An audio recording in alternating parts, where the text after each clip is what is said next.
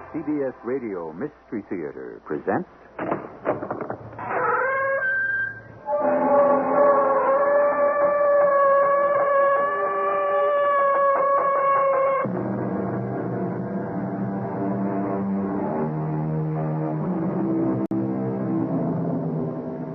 Come in. Welcome. I'm E.G. Marshall. Our story is titled The Actress. And, as well as one particular actress, it concerns all actresses and all actors all over the world. When you watch and listen to an actor perform, you are watching and listening to two people, the actor and the person portrayed. The less you think and feel about the actor, and the more you think and feel about the person portrayed, the greater is the performance you are watching and listening to. I do not know which first to take in hand. Whether to set the bridal house on fire, or steal through the house to where the bed is spread and thrust a sharpened sword through all their hearts.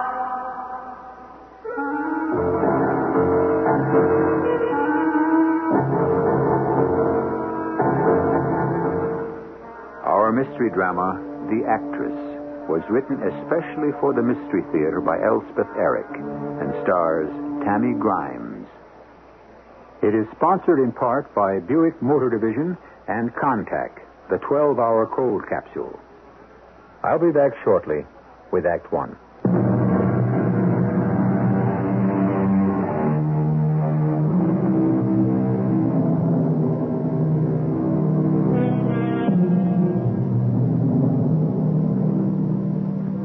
There are actors who present merely themselves, no matter what the part they play.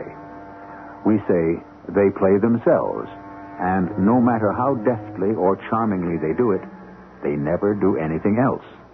Then there are the other actors, the precious few, who somehow, and only heaven knows how, manage to transform themselves to the last possible degree into another, an alien person. These are the great ones.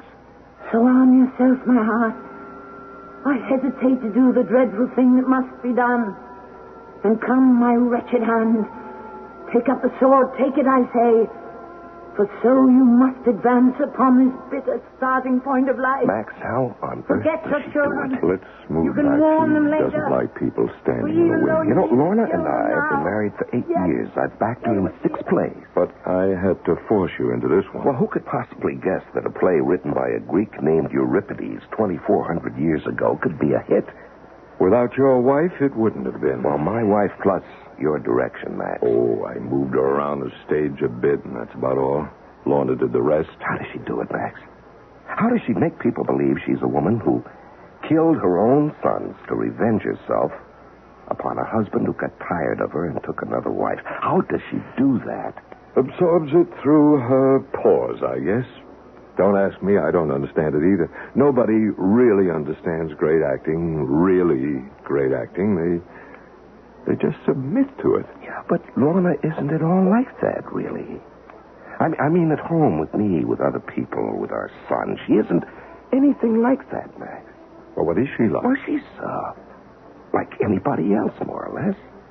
I mean, as much as anybody is like anybody else. Of course, she was a big star when I met her 8 years ago, but even then, I remember thinking, why, she's not like an actress at all. I don't know what I thought actresses were like, but... Did you fall in love with her right away? Oh, yes, I did.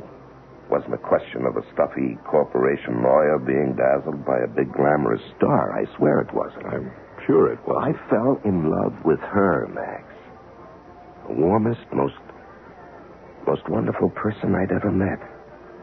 I'd been divorced for 5 years. I was going on to 60. Lorna was 40, never been married, lived with her mother. You know her mother? Yes, heaven help me, I know her mother. She never comes to the theater. No, she never goes anywhere. She never goes out of the house. Just sits by the window and stares out. I don't know what she's looking at. She just stares. That's all. She just stares. Stares and eats. You said eat? Eats constantly. Lorna's devoted to her mother. I've noticed that. She calls her up all the time. Every day, at least once. Her mother had the phone moved next to a chair by the window so she wouldn't have to get up to answer it. Yeah. She says it's her back. Her back hurts her. She has a bad back, is what she says over and over, ad infinitum. Well, maybe she has got a pain in her back. Well, Lorna believes that. With her, it's an act of faith, I guess. But I notice she doesn't take Bobby to see his grandmother very often. Bobby? Oh, yes, Bobby. Our son, Bobby. Now, we didn't get married with the idea of having children, Max. I already had 2 grown sons by my first wife, and Lorna was over 40, but it happened. A special grace from God, I guess. And, of course, it was wonderful.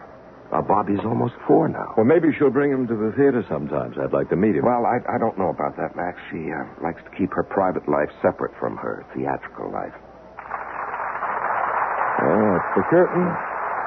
Is it always like that? The applause 8 times a week. It's amazing. That old play. Euripides was a genius. And so is your wife.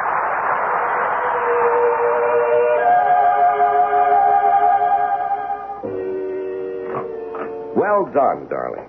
What? I said well done. The performance. Oh. Were you out front? I watched from the wings with Max. Oh. Did you? Mm-hmm. Part of it. Then we moved back.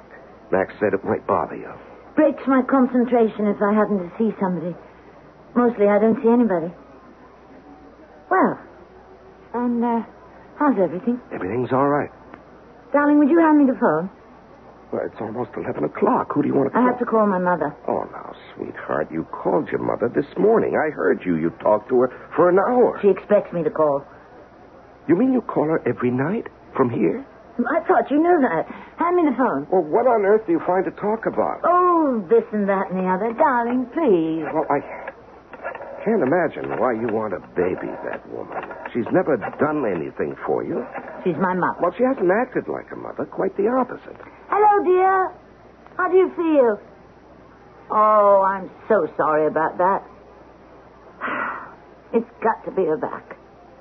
Mother, please, let me send my doctor over to see you. You'll like him. I know you will. No, she won't. They'll tell her to lose some weight, and she'll hate him. All right. Forget about the doctor. Do you need anything? There's no matinee tomorrow, and I could... No, you couldn't. You couldn't go over there. Macaroons?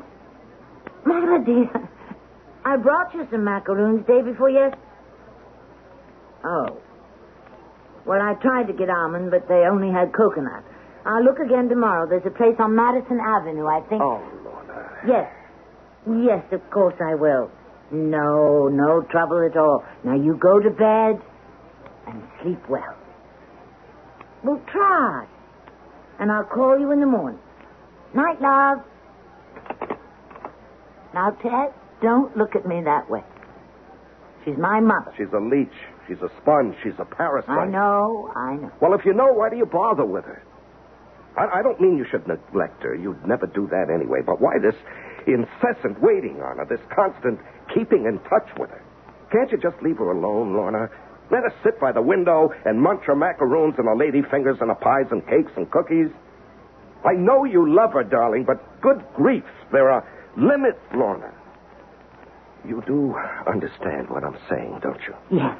It's not that I'm jealous of your mother. I don't think it's that. You know I want you to love your mother. Well, it isn't a question of loving her. It's understanding her. You do understand her. No, I don't. Not really. As much as anybody understands anybody. But that's not enough. Why not? Why isn't it? Just isn't. I have to know all about her. Why she sits in the window and stares out at nothing. Oh, darling, you told me she started doing that right after your father ran off and left the two of you. That's true. But why did it hurt so much? Why did I get over it and she didn't? Well, you were younger. I was 15 and she was 35. Still very attractive. That doesn't explain it. You went into the theater. She could have done that. She'd been in a couple of plays. She even made a movie. She could have tried to get back in, but no, she didn't. She just sat down in that chair by the window and started to eat. Now she's 65 and weighs 300 pounds. Why? Why would she do that? Well, You just said, darling, that her husband, your father... Lots of husbands and lots of fathers have run off. All those women didn't start eating themselves to death. No. The hurt must have been so deep, so searing. Such torture. Well, her pride was hurt, her vanity. That's not enough, Ted. There has to be something else. Some other reason. Some other... Motivation. Oh, now, Lorna, that's actor talk. What's wrong with actor talk? Nothing, only Actors aren't stupid, you know. I never said that. Just because they work with their feelings doesn't mean... Lorna, honey, calm down. Now, take it easy. I love actors, you know that. No, you don't. You think they're funny, pathetic little show-offs. No, I don't. You don't know what they go through to do what they do. You think they're just strutting around, showing off. No, I don't think anything of the kind. Now, please, don't upset yourself like this. All right. I won't. I mean, you don't know. You don't really know. Nobody does.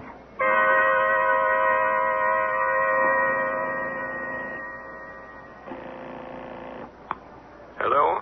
Max, this is Ted Barrett. Oh, yes, Ted. What can I do for you? Max, how much longer do you think the play is going to run? Through June, probably. It's not really a summer-type show. Why? Well, I don't think Lorna is going to last through June. What? It's beginning to get to her, Max. Well, what is? Medea. The play? The part? Well, I can't think of anything else that would account for it, the way she's behaving. Well, just how is she behaving, Ted? Well, for one thing, my first wife is in town. Helen, her name is. And when she comes to New York, I always see her, find out how the boys are doing, how she's doing, and sometimes Lorna comes along with me, and sometimes Helen comes to the house for dinner. All very friendly, Max, all very adult and sophisticated, you know? Yeah, so? Well, all of a sudden, it's not so sophisticated anymore or so adult. Lorna doesn't want to see Helen, doesn't want to have lunch with her, doesn't want her to come to the house, doesn't want to have anything to do with her. So? Is it so important? No, not really. But Helen is surprised and a little hurt and...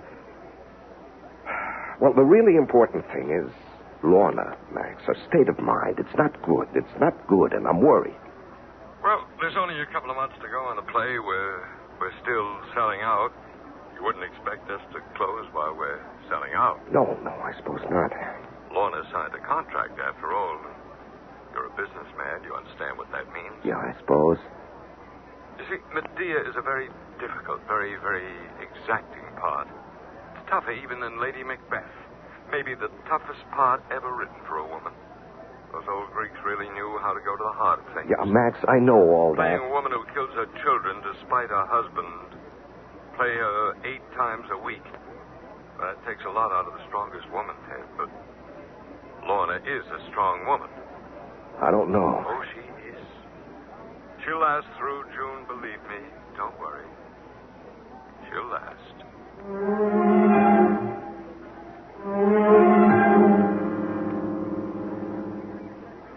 I'm sure you've heard about the tribulations of unsuccessful actors. Perhaps they kept you from pursuing such a career yourself. And I am not here to tell you that you are right or wrong. But I will tell you that once success has come to an actor, the tribulations do not end and may even increase. I'll be back shortly with Act 2.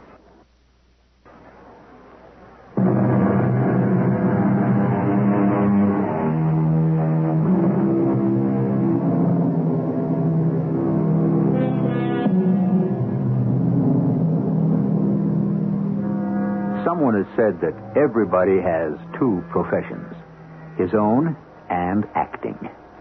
People who would not dream of passing judgment on other fields of endeavor are glib and positive when it comes to estimating actors.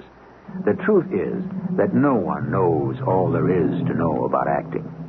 And the greatest actors differ from the others in that they know they do not know. Lorna?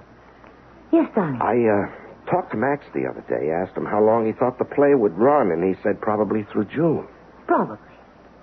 It's not a good summer show. Darling, I'd like to close it now. What on earth for? Well, I think it's too much for you. The part is too strenuous. No, it's not. It's the hardest part I've ever played, but I can do it. Now, look, Medea is a woman whose husband cast her off. Ted, I know what Medea is all about. Took another wife. All this after she'd helped him win the Golden Fleece. Ted, really? I know the plot. You don't have to go over the whole thing. And after all that, he deserted her. Please, what's the point? The point is you have to go through all this on a stage 8 times a week. I went through all that in rehearsal. You don't think an actor suffers the whole thing every single performance, do you? Well, I don't know. I'm just a corporation lawyer. Of course not. Nobody could stand it. You do it in rehearsal. You do it, and you do it right in rehearsal. You do it completely, nothing left out, nothing sloughed over, nothing ignored. And the memory never leaves you. Memory of what? Of the feeling now. Of the passion, of the torment, the anguish. You never forget it once you felt it.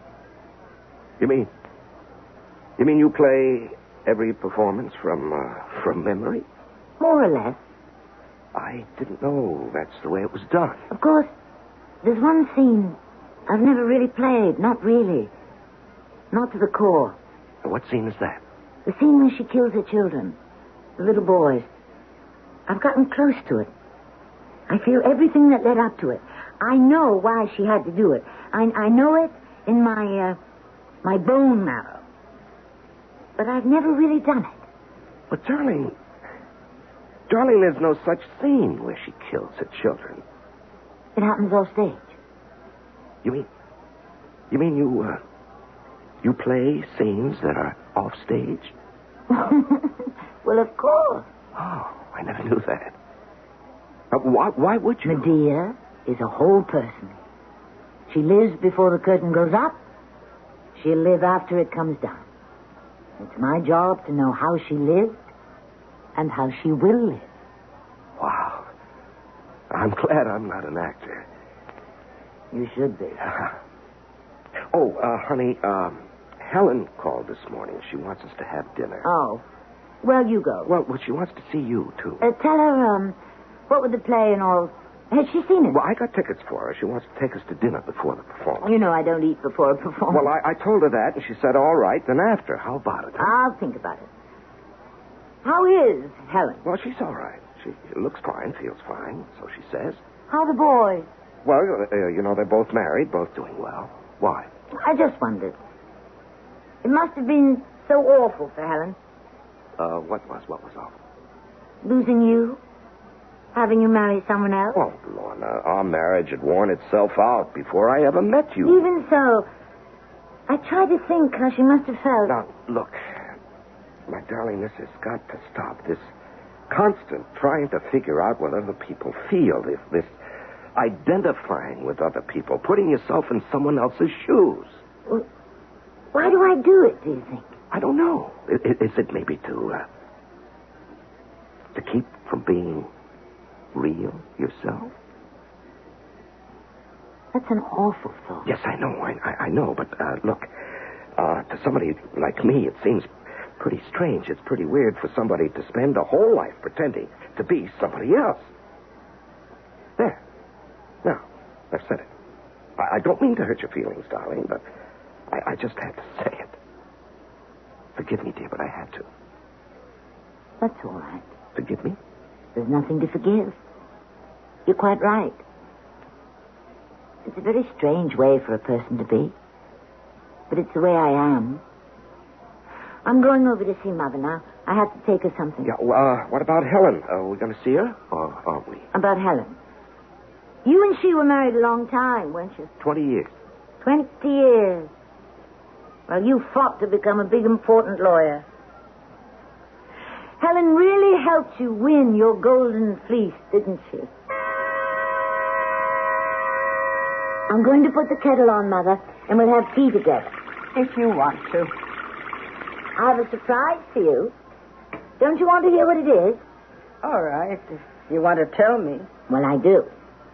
Look here. Here in this box. Mother, look. What are they? Almond macaroon. I looked all over for them. Finally, I found a place way downtown that makes them. They make them all the time, so now we know where we can get them anytime we want them. Isn't that nice? I hate the ones they make with coconut.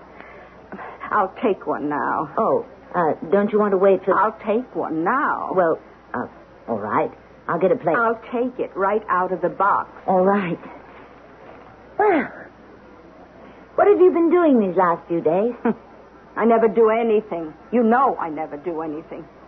My back. I can't do anything on account of my back. Maybe if you... Terrible pain. Oh, terrible pain all up and down my back. Sometimes it's high up and sometimes it's further down, but I'm always... water's boiling. I'll fix that tea. Only if you want some. Mother, dear, there's something I want to talk to you about. What? It's something we've never discussed, really. Probably that's my fault. I didn't want to intrude on your feelings, maybe. But now, I think I have to. I don't know what you're talking about. I'm talking about... Look, let's have our tea. You want milk and sugar? Here they are. Now, do you want to pour or shall I? No, you do it. All right.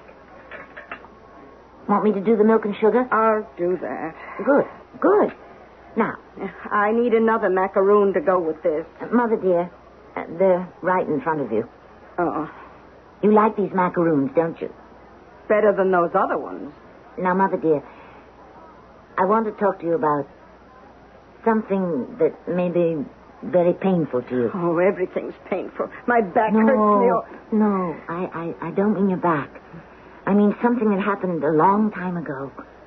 30 years ago, as a matter of fact.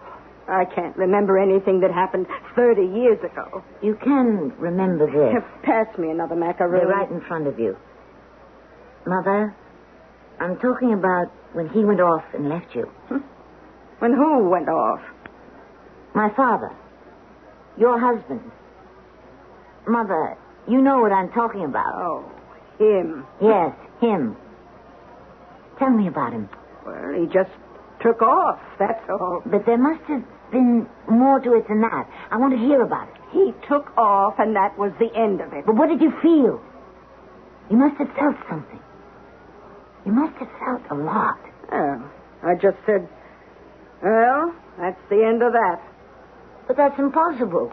Nobody just accepts things like that. Well, I couldn't make him stay. Did you try? Did you want to? Mother? Did you? I forget. Don't forget. Try to remember. Try, Mother. It was all so long ago. But I want to know. I have to know. Why do you? What's so important? I want to understand. I want to feel what you felt. What's it got to do with you? Were you angry? Did you want to hurt him? Did you feel he cheated you, robbed you, destroyed you? Oh, he couldn't destroy me. No, but he could destroy your self-respect, your pleasure in yourself, your pride, your confidence, your openness, your strength to love. Wasn't that it, Mother? Didn't he take all those things with him when he left? I survived. I'm still surviving. He couldn't destroy me. But how are you surviving, Mother? Surviving isn't living, sitting in an old chair, all day, day after day, year after year, staring out the window, eating. You begrudge me food? No. I have to have some pleasure. Because your husband took away all your pleasure. Is that it? Did he take away all your ability to enjoy things? Mother, tell me. Is that it? Is that what happened? Nothing happened. It did. Something terrible happened, and I have to know. Tell me, what was it? I forget. Pass the macaroons, please. And listen, Ted. If you want to close the show, you've got every right to go ahead and do it. Nobody can stop you. Or Lorna can close it for health reasons. Lorna doesn't want to close it, Max. Lorna thinks she's fine. Well, she should know. I'm the one who thinks something's wrong. This obsession with getting inside other people's heads. You know why she doesn't want to see Helen on this trip, Max? She's begun to brood about how Helen felt when she and I were divorced. That was 8 years ago. She's trying to imagine herself into Helen, if you follow me. Of course I follow you. That's what actors do, Ted. They imagine themselves into other people. By the way, where is your wife? I wanted to talk to her. At her mother's. For all I know, she's trying to imagine herself into a mother. Surely you jest. Well, I wouldn't be a bit surprised. She's been working on this one for years. Max, I said a terrible thing to Lorna. I wish I hadn't said it. What was this terrible thing you said? Well, I was talking about this identifying with people, putting yourself in other people's shoes. And I said maybe she did it to keep from being herself.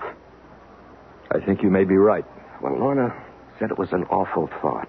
Look, Ted, I have to be going. It's getting late. Oh, hold on, Max. I think Lorna's back. I hear a taxi stopping out front. If she says she wants to close the show, we'll close it. No argument. No, she's still working on a scene, she says, where Medea kills her children. But that happens off stage. Yes, I know it does. She says that doesn't make any difference. Yep, she's back. Hello, darling. Max is here. Hi, Lorna. No. Been to see your mother? Yes. How is she? She wouldn't tell me. She wouldn't let me feel her pain. You mean her back? I mean her pain. Look, I'm going upstairs and see how Bobby is. I think he's taking a nap, Lorna. I better go, Ted. No, stick around, please. Lorna doesn't look quite right to me. I can talk to her some other time. No, Max, please stick around. A couple of minutes, that's all. Lorna, is Bobby asleep? You must not think me poor in spirit. Weak and gentle. I'm quite the opposite. Lorna. Max, up here. I know what evil I intend to do.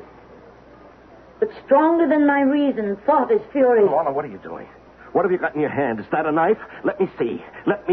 What is it, Ted? It is. It's a knife. She was going to kill the boy.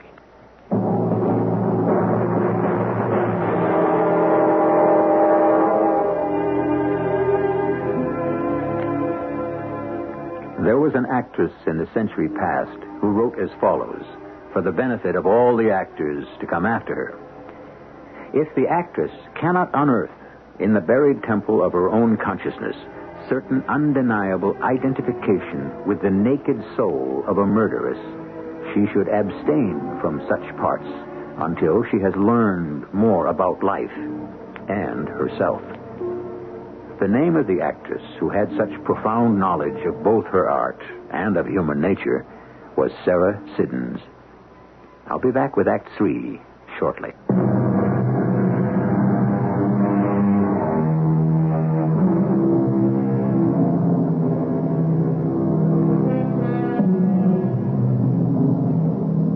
The ways of actors are exceedingly strange.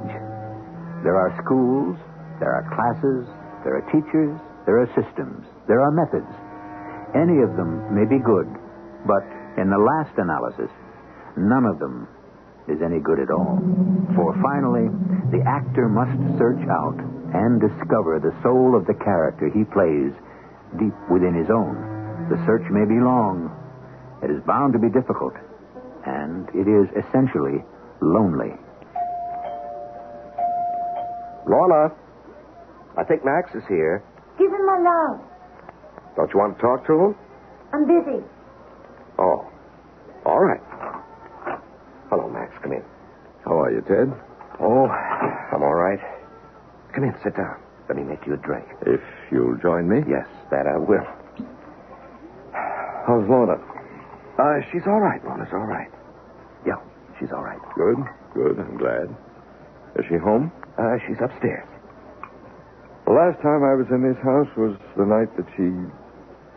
Well, you know, that terrible night. I was the one who took the knife away from her. Max, that was a psychotic episode. That's what the psychiatrist calls it.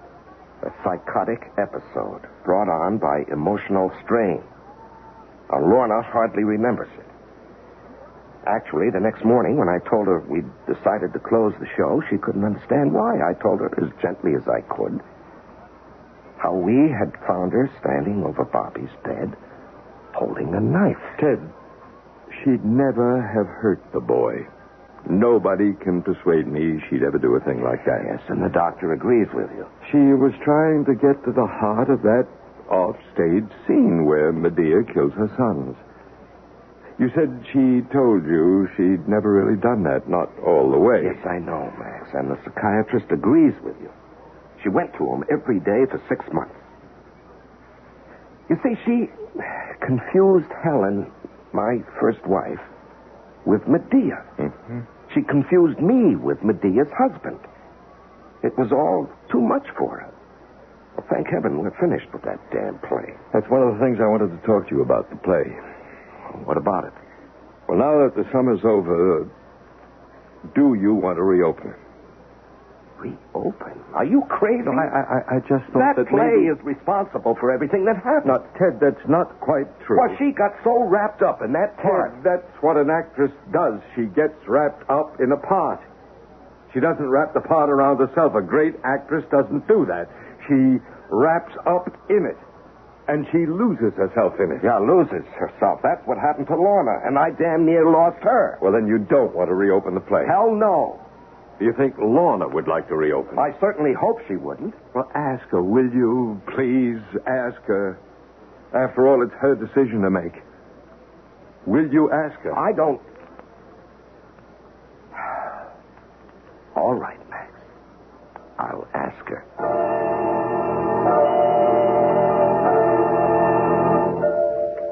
Mother, dear, it's Lorna. How are you, sweetie? I just called to tell you I'm coming over in a little while. I haven't been able to get there much lately because, I had a little trouble. I wasn't well. Not sick exactly. Well, yes, I was sick, but I'm all right now. Oh, I know it must have been hard for you, but I'll make it up to you. You'll see, now that I'm not working. I'll be able to see you more often. Yes, I have the list of things you want. No, I won't forget the macaroons. Almonds, I know, not coconut. I've already bought them. They're sitting right here beside me. Come in. Someone at the door, Mother. See you later. Darling, I'm not interrupting you, am I? I was just talking to Mother. I'm going over there. Take her some things. Did Max leave? Yeah. Did you give him my love? Yes, darling. He was sorry he didn't get to talk to you. What did he want? Anything in particular? Well, it was about reopening the play. Oh. What do you think? Should we? You're kidding, aren't you? Kidding? Why should I be kidding? Well, I didn't even want to suggest it to you, but Max insisted. He made me promise. I thought, of course, you'd say no. It'll cost money to reopen. I don't care about the money. It's you. But I'm all right now. After what that play did to you? Ted, darling, don't blame the play. If it hadn't been for the play, the part... But I've got it under my belt, as they say. I know all about Medea now. There isn't a particle of her I don't know. How she walks, how she breathes, everything about her. I think it might be fun to play her again. Fun? Fun? I don't understand you, Lorna. You or any actor. I just don't understand any of you. Don't try. I'm not sure we're worth understanding. We're perverse and childish and confused. The only time we're not any of those things is when somebody gives us words to say that aren't our own. Then we're tractable and mature and very sure of ourselves. I don't know why that should be, but that's the way it is. Darling, I love you. You know I love you. I honestly believe you do. Why, I don't know. But I believe you do. And I'm very grateful. Lorna, let me take you away someplace. Don't go back into that play. Let's go abroad. Later, maybe. When? How much later? Oh, after Thanksgiving. Does that mean you won't reopen the play? If you don't want me to. Now, you know I don't want you to. Then I won't. Then why can't we go now? This is the ideal time. There's something I have to do here first. Something I've been trying to do for a long time. And now I think I know how to do it.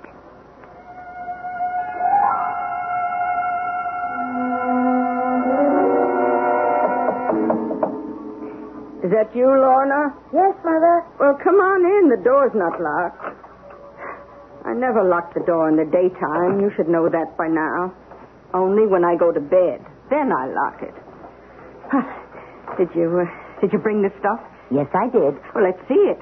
I want to put some of it in the refrigerator first. Did you bring the macaroons? Yes. Almond? I told you I got them on the phone. I hate the coconut kind. I know. Well, what? well, you're not putting the macaroons in the refrigerator, are you? No, they're right here. Well, bring them over. I want to make some tea first. I want one now. Later. I want one now. Later. I haven't had one for weeks. Mother, I want to talk to you about something. We started to talk about it once before, last spring. But then I got sick.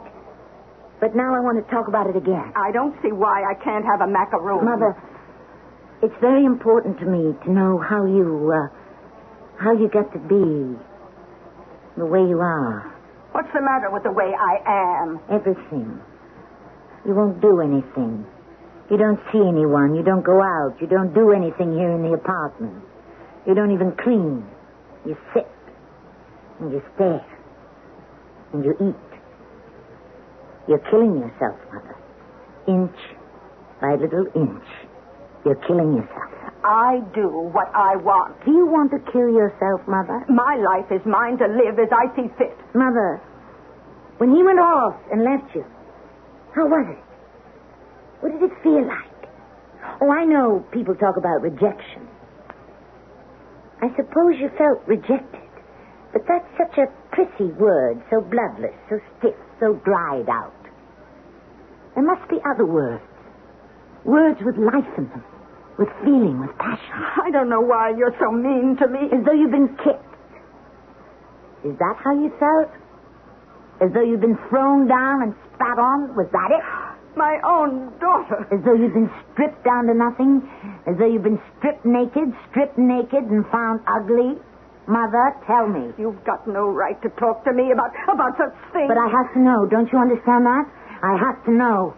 I can't keep coming here and bringing you things to eat and never knowing how you felt, how you feel, how you got to be the sodden mess that you are. Well, I don't want to talk about it. I don't want to talk about anything.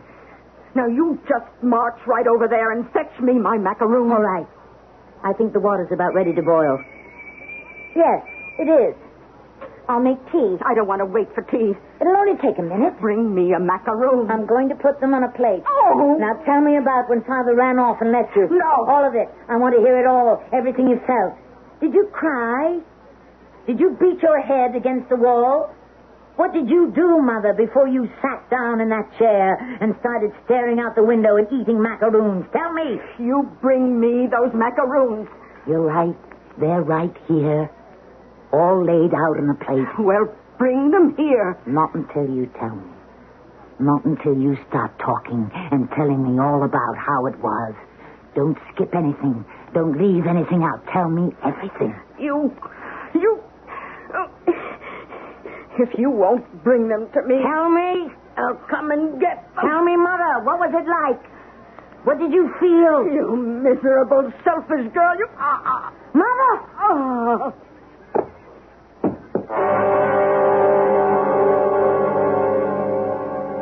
It was a heart attack. Dropped dead right at Lorna's feet. Oh, terrible for Lorna. Well, when she called me, Max, she could hardly talk. All she said was, I never meant that. That wasn't what I meant. A strange thing to say. She just went over there to take her mother some delicacies. She bought some lime sherbet, Polish ham, things like that. And I'd been talking to her about reopening the show. She seemed willing enough, but I begged her not to, and she said, all right, she wouldn't. No argument? No, none at all, really. Ted, is there anything I can do? Maybe later, Max. Right now, she's upstairs resting. The doctor gave her something a few hours ago. Maybe I better go up and see how she is. You want me to come along? No. I better go alone. I'll let myself out. Yeah, do that, will you? Give Lorna my love. Sure, Max. Lorna? You asleep, honey? You think you might want to get dressed, come downstairs for a little dinner? Lorna? Honey? Sweetheart, what are you doing? I thought thought you'd be lying down. Are you all right? Lorna, you don't want to sit here by the window all alone like this. Why don't you throw something on, come downstairs with me, and... Lorna? I can't do that. Well, why not, darling? It might be good for you. I can't. On account of my back. My back hurts. Lorna. Pass me those macaroons, will you? Not those. Those are coconut. Pass me the almond one.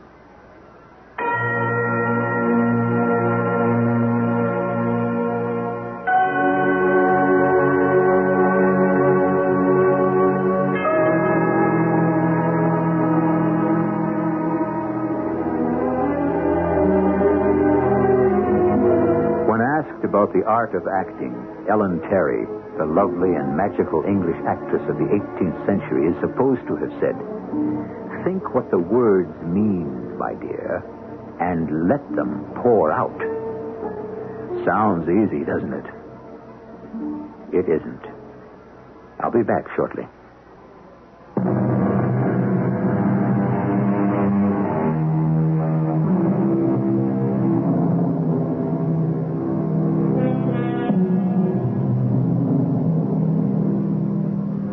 Why do actors choose such a difficult, such a perilous career? So beset with problems, so riddled with uncertainties, why do they persist in devoting themselves to concepts not their own, struggling to give form and substance to someone else's fantasy? Why do they do this for all of their lives? And ask nothing better?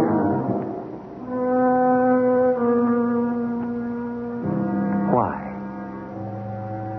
For the life of me, I do not know. Our cast included Tammy Grimes, Larry Haynes, Arnold Moss, and Bryna Rayburn. The entire production was under the direction of Hyman Brown. This is E.G. Marshall inviting you to return to our Mystery Theater for another adventure in the macabre. Until next time, pleasant dreams.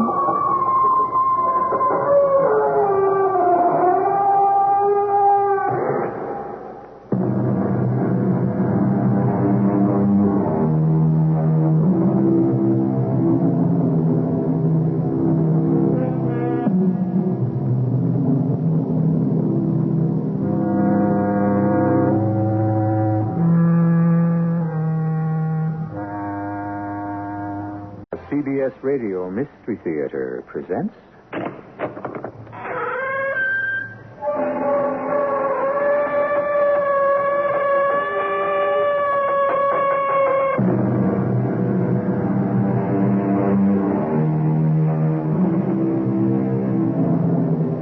Come in.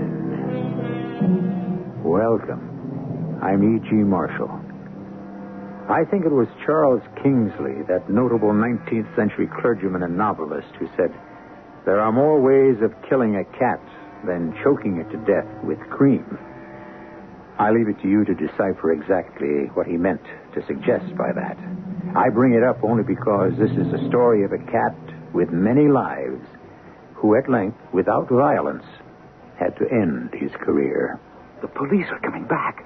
You better report it to them, Nicole. No, Josh. But if you love me and you want to marry me, say nothing. Let me do the talking. Mademoiselle, I see you waited. Oh, you didn't find the man you were chasing? No, as usual. He has given us this slip. Who is he?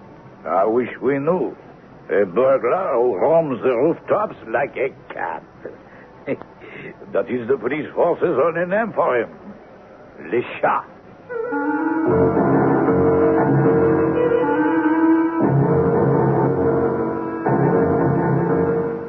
Our mystery drama, The Cat is Dead, was written especially for the Mystery Theater by Ian Martin and stars Marion Seldes and Ian Martin.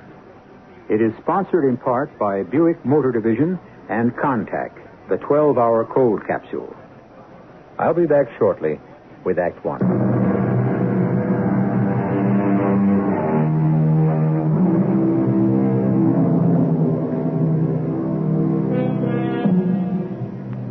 Are you a people watcher? I mean, whenever you pass or sit with others on the street, a bus, wherever, can you resist the impulse to speculate who your fellow travelers are, what they do, what kind of people they are? For example, we're on flight 843, bound from New York to Paris. And across the aisle is a tall, slim, still stunning woman in her early 50s. Beside her, in the window chair, is a ramrod-straight, all whipcord and steel man, whose age is only attested to by his almost silver-white hair. Who would you guess them to be? Well, why guess? We're about to find out. Vicky. I'm awake, Josh. I just wanted to be sure your belt was fastened. The sign's up. I didn't have to see it. I felt us losing altitude. You? Oh, I never take mine off, habit. I love you. Because I keep my seatbelt fastened? Just habit. Now, there's a left-handed compliment. Well, I mean, after 30 years. No, Josh, not even a general can make me fall into habit. I wake up to it fresh every morning. What time is it? 5 a.m. Paris time. Midnight our time. American. Happy anniversary, dearest. Ditto. 30 years. How's Paris? You were looking at it out the window. Oh, Paris. Incredible as always. What is the mot juste? Formidable. No. For coming to our other home. Mine, not yours. Except that I am American now. And part of me will always be what you were, my French siren. Oh, thank you, Josh. It is the most wonderful 30th anniversary present you can give me. Already I feel 23 again, or younger. Well, that makes two of us. Oh, Nicole. Never ask a general to defend war. Except me. Because the war brought me you. Vive la guerre. Vive la résistance. Because it brought me you. Darling. Oh, Mommy. Well, he should be down any minute. He's gone into his approach. We don't have anything to declare, do we? No, why should we? Oh, I don't know if I like that hesitation. Are you up to something? Don't you trust me yet? Wouldn't I be a fool if I did it all the way? You know you manipulate me like a puppet. Why, Brigadier General Josh Maynard, I declare, how can you talk that way? Nicole Lautier, where did you get that phony southern accent? It wasn't phony. All right. Was pretty good. But, I still want to know about the hesitation. Oh, that pause was only because I wasn't quite sure what it was you thought I ought to declare. Shall I tell the customs officer if he asks me that I love you? Oh, all right. Forget it. The only reason I asked is that I'm so anxious to get to the hotel, unpack, and start prowling all the old haunts. You, don't mind being on the left bank? Oh, Josh, we're here to return to the past and make it live again. That's the best present you could have given me for my 30th anniversary. To get rid of all those 30 years and to go back as near as we can to where it all began.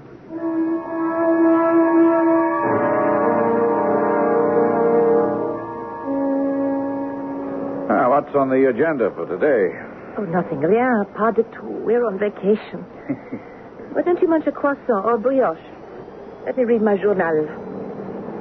What's in the news? Oh, who knows? Who cares? I'm in the back pages. I thought maybe we could have a look at what's playing at the Comédie Française. Only by... Or what? L'opéra? Folie Bergère? The café? Attendez. Oh, how easily we slip into the past. Wait a minute. Well, what's the matter? It's something I just ran across in the obituaries. Listen. Monsieur Paul Etienne Cramois, mayor of Montcarnet, a small town in Normandy, died quietly last night in his sleep. Mayor Cramois, prominently identified after World War II as a leader in the resistance, had been known for some time to be suffering from a heart condition. As well he should. What? Never mind. That settles it. Settles what, Nick? We've been talking about making a memory tour of Normandy, haven't we? Well, we decided not to, I thought. Well, now we can't. We have got to go back. Back to Montcarnet. Oh, I was afraid of this. Back to Montcarnet? Are you crazy, Nicole? Oh, darling. Don't you remember? Yes, too damn vividly. Look, Nicky, in spite of time, 30 years, technically, we are still accessories after the fact and liable for arrest. Not me, I'm an American, but you. Well, you know the French still consider you a citizen of La Belle République on their soil. It's crazy. Just give me one solid, sensible reason for returning to Montcarnet. I have to. Because I have something to return. You see, Georges, for all that happened to us there, I never told you the full story. Oh, happy anniversary. Now she's ready to tell me 1 generation later. Look, let me billboard it for you. Once upon a time, a long time ago, a war was fought to make the world safe for democracy. That was its particular slogan. Its number was World War II. The only point I would care to make for it is that one day, at long last, it ended. And a sexy, sensational, loving young woman named Nicole Autier, who had saved the life of a young pilot who had crashed in France. And whose name was Josh Maynard. You know, you were the only one I helped pass through the underground and back to the 8th Air Force. That made me want to defect and keep you in France, even in German-controlled France. No, you don't mean that. Well, of course not. It's just that I loved you, and I still do. Well, do you think after I met you, I was that eager to get back to Great Britain and start flying again and trying to get myself killed? That was the best part. I mean, that you didn't get killed. Well, obviously. Now, where was I? After the war, thank heaven. Oh, yes. When I found you again, and I was still trying to persuade you to marry me. Well, I wasn't sure I had enough to offer you. And face it, you were not all that sure about me. In the excitement I knew of what war, I wanted. You thought you knew. No. Listen, Montcarnet has settled it for us. Don't you remember? After the E-Day, when we got together at last, we took that trip by car through Normandy. Oh, how could I forget? All right. And it all started with us getting lost. Oh, what a lovely night in autumn it was. The moon riding high, tossed like a ship at sea on scudding clouds. 1946. Over 30 years ago. Lights ahead, Josh. We're coming to a town. Town? Oh, yeah. It ought to be Montcarnet, according to the map. Why are you stopping? It's a guy on a bicycle. Maybe you could recommend a pass to him. Oh, we're in luck. Who could be better? It's a gendarme. Hey, Monsieur Gendarme. You scared the poor man so he almost fell off the bicycle? You called me, monsieur? Yeah, I'm sorry I startled you. Very monsieur. Sorry if I barged into the middle of your concert. Pas de quoi. After all, I paid nothing for the ticket, huh? But enough. May I be of assistance? Oh, yes, we haven't been here for many years. And so many things have changed. So we thought by now we would have been... In Montcarnet. Ah, Montcarnet. But you are almost there. We would like to stay overnight. There must be an inn or a pension. You and your wife? No, not my wife. My name is Maynard. I'm a major in the 8th Air Force. Ah, then bienvenue, Monsieur Major. And this is my fiancée, Nicole Autier. Nicole Autier? Mon Dieu. Un moment, s'il vous plaît, my lantern. Oh, it is vraiment you, mademoiselle. You know me. Know you? Voyons. I remember so many years ago. You used to sing in Paris at Le Palais-Gilles, no? Oh, I just filled in. I was not known. Oh, you were to me. You are kind to remember me. How could one forget? How you sang. I was, of course, covered with shame. Why? Oh, évidemment. I should have known who I was worshipping.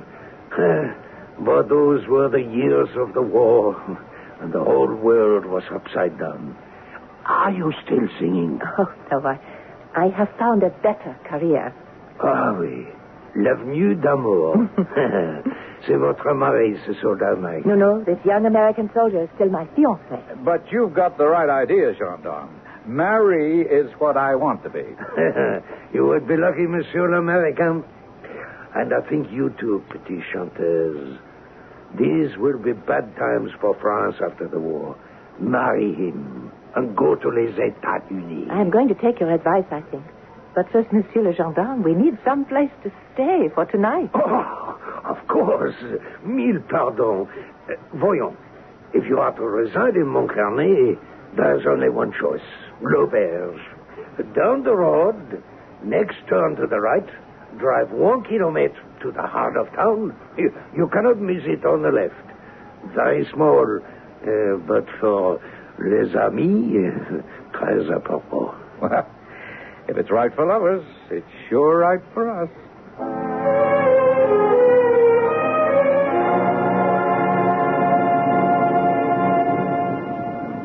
Oh, brother, I finally found it. Well, it's my fault. I should have made you turn left. I never can learn the difference between droit and gauche.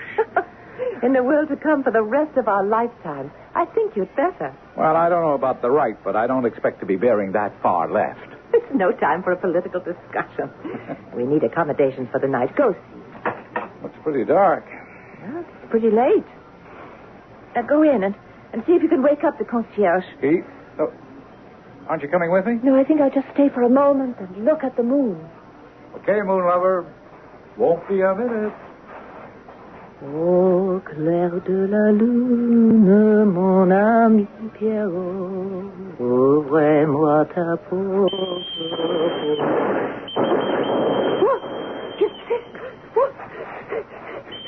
Mademoiselle, pour l'amour de Dieu, je vous en prie. Nicole. What? Oh, Barret. What is it? What's wrong? No time. For the sake of old days, I beg you, hide me. From whom? The police. Where? In your car, will lie on the floor in the back. Have no fear, Jean. You will be safe. Mademoiselle, pardon me, but did a man run past you? A man? What man? A thief. I'm sure he came this way. I was following him. Oh, yes, the man who was running. He turned. I saw him turn that corner. Down that way. Dubois, did you see him? No, Lieutenant. Well, this lady said he came your way and turned the corner. I just came from there. Ah, mademoiselle, we meet again. You know this lady. Can you vouch for her? Oh, with my life, Lieutenant. A young thief. He must have run off the road. And perhaps he could be in the car. I had the door closed, I thought. Oh, look if you want. I just got out when I heard all the excitement. Oh, I know the mademoiselle. You can trust her. Quickly, mon lieutenant, or le chat will escape. Very well. But I warn you, mademoiselle, do not leave. I will be back to ask you some questions. All right, Jean. They've gone. Like old times, eh? Yes, sure. But what... And no time for words, ma chérie. Only for this. Oh, God bless you. Au revoir. Au revoir, Jean. But why should it be like old times when the war is over for more than a year? Or is it?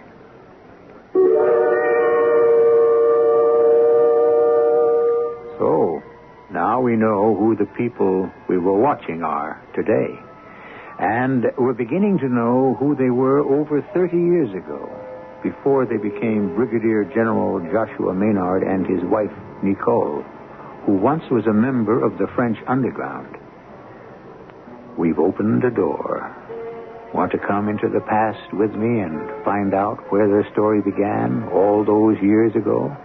If you do, I'll be back to escort you with Act 2.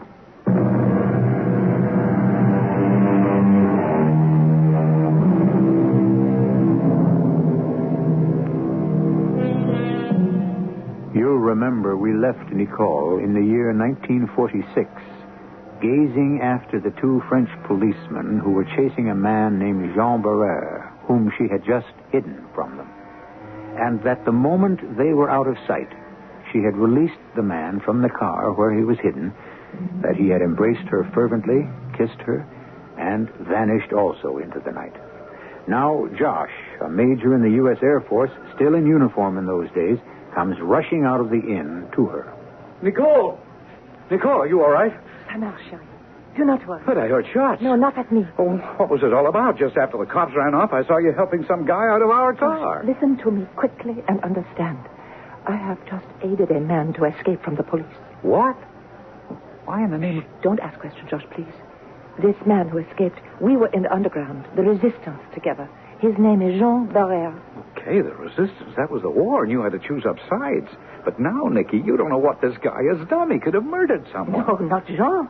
Come on, he didn't kill anyone during the resistance? It was different. In peace, Jean could not harm a soul. He's too gentle, too kind, too... What would you say? Moral. No, I know him too well. From the clinch I saw, you know him very well. I think you're crazy to take any chances. In the old days, such a short time ago, we took many chances together, Jean and I. You were one of them, although you never knew him. You mean when I crashed during the Stuttgart raid, he helped you and the others smuggle me out and back to England? He was the one who picked you up when you parachuted down. He risked his life for you, dragging an unconscious man in daylight right under the noses of the Germans to one of our hideouts. Well, so my hat's off to him, but these are different times. What different times? To help any member of the underground is simply a reflex action, as tonight. And at any time, I would trust Jean with my life. I would always be sure that... What is it? There's something in the pocket of my coat. He must have slipped it there when he embraced me. What? It's a necklace. Diamond necklace. Shh. The police coming back. You better report it to No. them. But if you love me, if you ever want to marry me, say nothing. Let me do the talking. Mademoiselle. I see you wait easy. That is good. You didn't find the man you were chasing. No, as usual, he has given us this slip. Who is he? Oh, I wish we knew. We know him only as Deschamps. But Guillaume tells me that you and he are old friends. Molly, you don't know. I do not claim so close an acquaintance. Anyone who has sung together at the Lapin Agile is an old acquaintance. Je vous remercie. And your companion? Major Maynard, 8th Air Force, and my fiancé. Ah, c'est bon. The 8th Air Force was the savior of France. Well, I wouldn't go that far, but I would. So you and Mademoiselle are beyond reproach. I was going to ask to search your car. Oh, go ahead, go on. Yes? What is all this excitement about? During the past few months, Mademoiselle, we have had a series of robberies in our town. By a man who can climb buildings as quickly and surely as he can. Enfin, since we do not know his name, that's what we call him. Le Chat. But what happened tonight? Tonight, he robbed again. And again, as usual, gave us the slip. Will you be staying here for tonight, mademoiselle? Josh? Oh, yeah, they have 2 rooms open for us. But why, Lieutenant? The city police will want to see you personally because, believe me, we are determined to catch and punish this man, Deschamps. For he is a thief of the most formidable.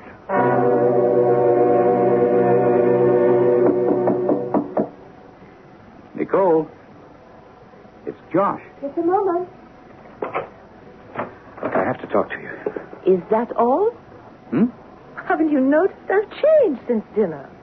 Oh, I'm sorry. You look... look, can I come in? I shouldn't let you after the way you brush aside all the trouble I've gone to make myself look beautiful for you. Nicky, I've been getting stewed about this whole thing, and for the last few hours, Please, we discussed it after the police left. We agreed to get settled in a hotel and forget about it for tonight. But for Pete's sake, don't you recognize that you're compounding a felony? That you're making yourself an accessory after the fact? Yes. All right. So now will you march right down to the police station, turn in the necklace, and identify this Jean Barrère as the thief? No. What? Oh, don't you see, George? It's a little late for that. I am already an accessory after the fact, whatever you call it. Yes, but... I don't know. I give up. What are you going to do then? Something else I learned in the underground. What? Wait. For what? For Jean to get in touch with me. I'm quite sure he will. Oh, and then I suppose you'll just turn the necklace over to him, no questions asked. I don't know. It depends on what Jean will tell me. Oh, fine. Well, I just hope they run a clean jail in Montcarnet and the chow's up to scratch. Oh, darling, don't be mad at me. It's very late and we should get some sleep. But tomorrow this will all be straightened out. And then we'll talk about our plans for the future. I wish I could be as sure of that as you pretend to be.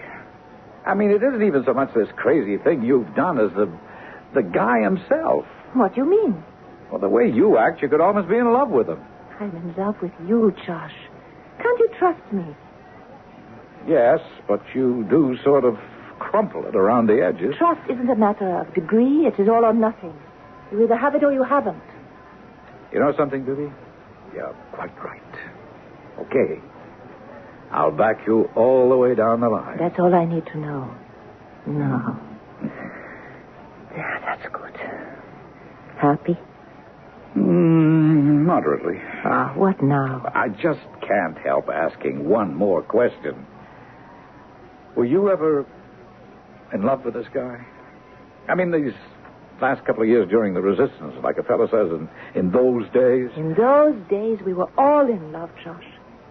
But not with each other. We were in love with a cause. Good night, darling.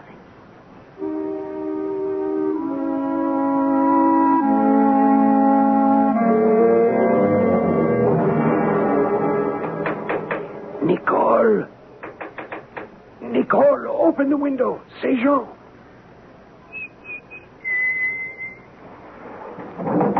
Jean? A moment. Now, close it. Vite. Bien. Draw the curtain. So. Now we are safe enough. You answered my signal quickly. I was waiting for you. I knew you'd come. How could you be sure it was... The old one. Beethoven's Fifth. Why did you come?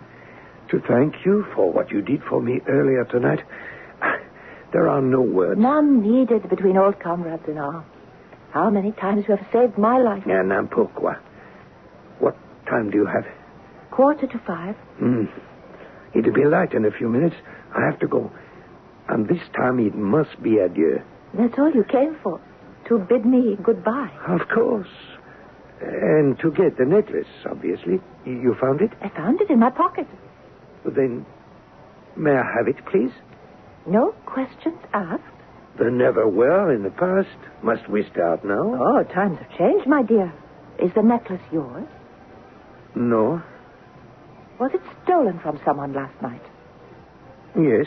And have you stolen other things recently? Yes. Let me show you something. Here. Pictures of my wife, my children. You never knew about them. You see, during the war, we were individuals.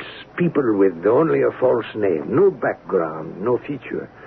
But now, you see here in Montcarnet, I am a man of position. The slightest whisper of scandal might ruin me. The best for you, for me, is to give me the necklace, leave Montcarnet, and forget what has happened. I have involved you enough already. Please, give me the necklace and leave Montcarnet forever. And the police? If you say nothing more, there's nothing that they can hold you for. I will give you the necklace on one condition. And that is? That you will return it and everything else you have stolen to the rightful owners. To the rightful owners? The people they were originally stolen from. Do you agree? I agree. But it will take time. Why? 24 hours should be enough. Right? Yes. That should be enough time to complete everything. Then what? I have promised to stay here in Montcarnet till the chief of police returns. He's out of town till tomorrow night. I have no choice till he returns because the lieutenant is very suspicious of me and of the way you disappeared. So, you have until the day after tomorrow. And if the stolen property has not been returned by then? I will tell the chief of police everything I know. Eh bien. I shall give you my word that if you are not satisfied that the property is back in the right hands, I myself will confess to the thefts, and you will not be involved. Will it? Who's that? I don't know, but It could be the police. I must go. Wait here. The necklace. Oh, bien. Now the window. My thanks. I commend you to le bon Dieu. It is you who needs the commending. Hurry. Nicky, you all right? Huh? Who is it? Josh. Just a minute. Hurry. I'm coming. What is it, Josh? Come in. I don't know. I thought I heard voices in here. Were you talking to someone? Yes. Oh. Jean? Yes.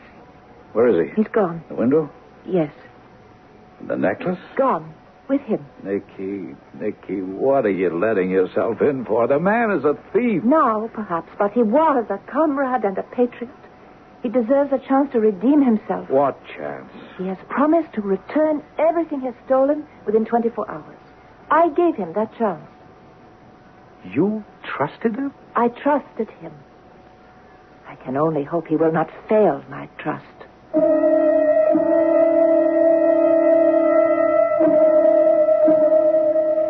Anytime you reach for a quote, it's odds on that it will be from the Bible or William Shakespeare. This time it's from the latter, and we're going to take the liberty of substituting one word. The quote: "Misery acquaints a man with strange bedfellows." Change misery to war, and do you have a true description of Nicole's old comradeship with Jean? Or is he really an honest man who will live up to his promise? I shall return shortly.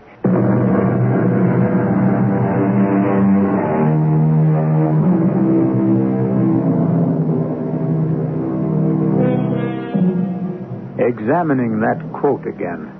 Misery acquaints a man with strange bedfellows. There is perhaps one other word that has a bearing on our tale, which affects only one in our cast of characters. Remember that we are back in the year 1946, that Josh is a young man deeply in love with, but not yet married to, Nicole. So suppose we paraphrase the quote thus: "War acquaints a woman with strange bedfellows." And with that in mind, we can understand Josh's fury as he bursts into Nicole's room the following day. Josh, what's the matter? Oh, nothing at all.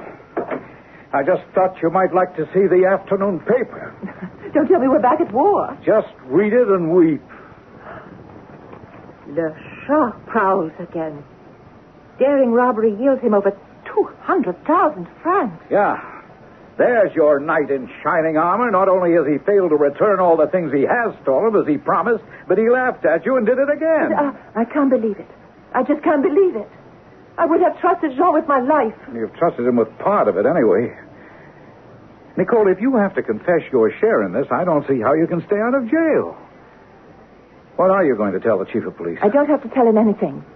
Yet. Oh, you've got to be kidding. Nicole, what were you and Jean Barreur to each other that you still can trust him? Comrades in arms and nothing else. That gets a little hard to swallow when you're willing to go this far out on a limb for him. And if you think I'm going to stand by and see a generous impulse get you in trouble... No need. A few more hours, I can cut myself free. I gave Jean 24 hours, and I will live up to that. And then I'll go to the chief of police.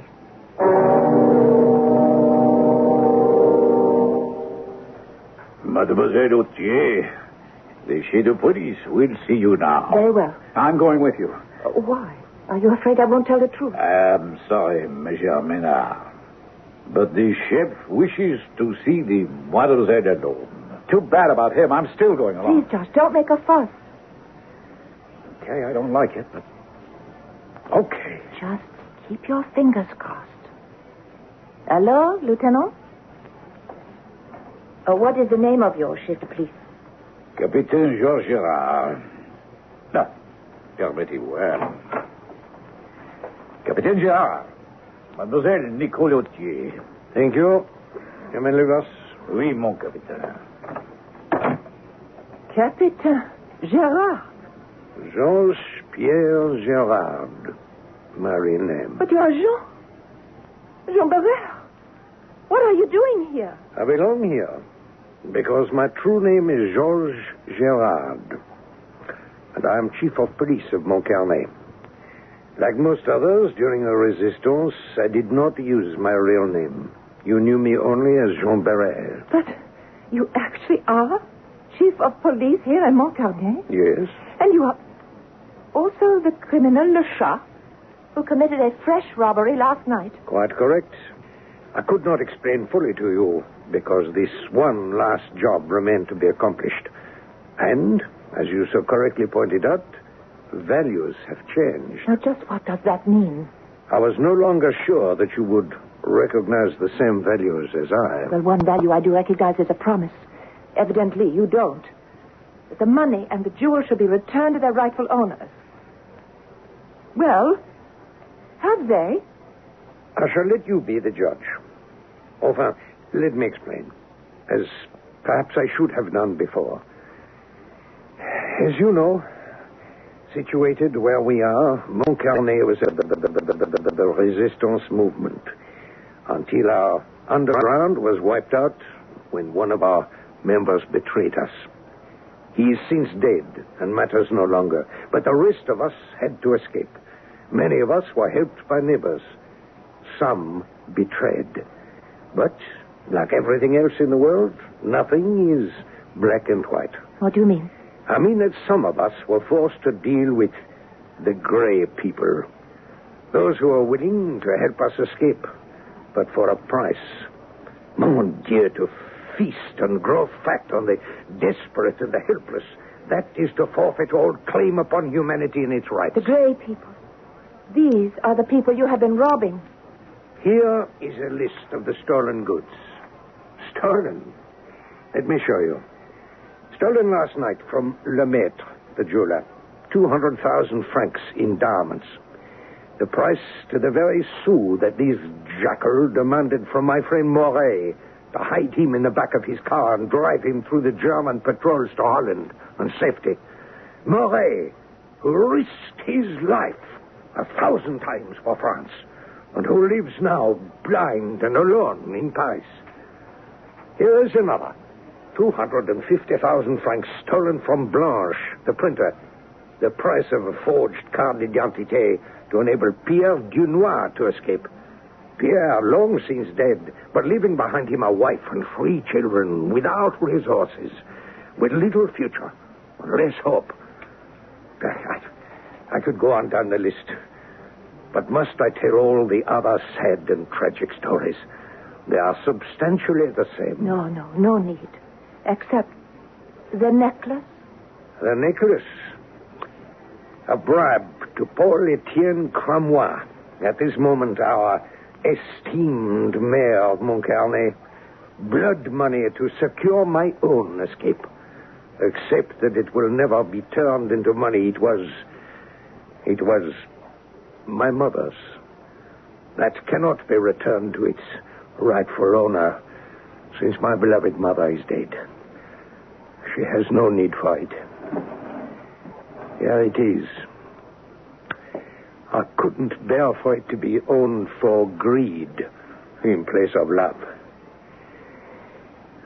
Well, there you have it, Nicole. For myself, I have no regrets. I will stand on my own values of right and wrong. But for my wife and children, I am afraid. And for the good job I believe I have done here otherwise as chief of police. So, it's up to you. You can save me or ruin me. Which shall it be? You make a very hard choice for me, Jean. You ask me to condone crimes, whatever good they were committed for. You ask me to join you in setting yourself above the law. You ask me to trust you for the future. To accept your word that your private crusade is finished. You ask a great deal. See, I see that I ask too much. I want you to leave now, Nicole. And as soon as you are gone, I will surrender myself to the lieutenant of police and admit my crime. No, Jean. Sit down again, please. I have something to do first. I wish to make a statement. Would you send for a stenographer? And may I have a witness? He's waiting outside. Who? My future husband, Major Josh Maynard. Josh, this is the Chief of Police Gerard, with you as witness, and aware that a transcript is being made of all I say. I wish to make a statement. 3 nights ago, a man named Jean Barrère came running down the street in front of a hotel, with the police chasing him. Because of my past knowledge of this man, believing in him and his basic morality, I helped him to escape from the police. Nicky, hold it. Don't do this. Wait till you have a lawyer. Please, Josh. On thinking things over, in spite of the fact that I believe this man, in my heart, is innocent of any crime, I decided the best thing to do was to make this confession to the police and, having identified the man, leave it up to them to trace and find him. That is all. One more thing, mademoiselle. What did you say the man's name was? Jean. Jean Barrère. Monsieur Gerard. Then, I can promise you, if this Jean Barrère ever shows his face again, he will be punished to the full extent of the law. And am I free to leave, Monsieur Gerard? Yes, mademoiselle. Free to leave. Oh, just one more thing. Yes. Mon ami Americain, you are in love with this young lady? Too darn right. Then I ask you to forgive me this. I have stolen a kiss, young man. I saw you flinch. But believe me, oh, please believe me, sometimes there are urgent reasons for stealing. I don't get it. Perhaps not. But I'm sure your bride-to-be understands. I will leave it to her to explain. Only, let me assure you, this was not a kiss out of passion, but out of love and respect.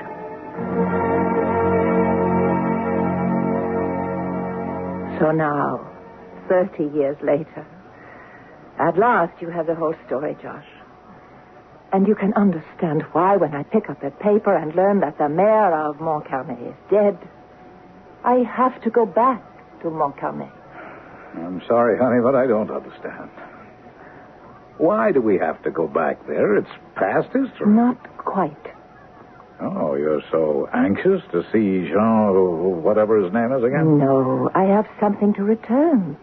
What? The necklace. You mean you've had it all these years? As long as the estimable mayor of Montcarnet was still alive. Obviously, Jean had no use for it. Since he heisted it from the mayor, I see your point. And besides, I thought it was a good idea to hang on to it as a guarantee of, well, Jean's good behavior. Okay, darling. You know I can't refuse you anything. Oh, I have to take it to him. It was his mother's. And though she's long since dead, I think it belongs to his wife. You know something? What? I love you. Still, after 30 years of marriage. After 70, 80, 100...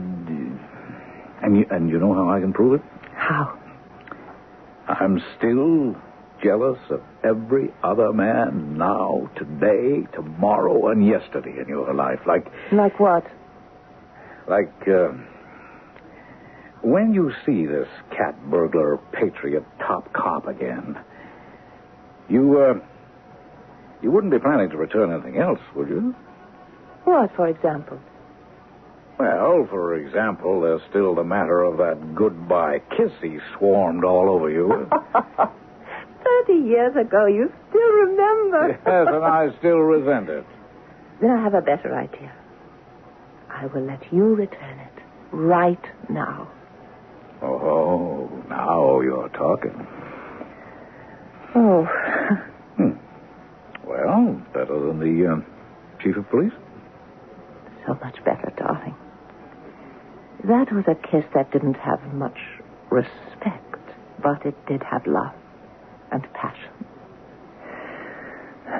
We can always go to Montcarnet tomorrow. Hmm?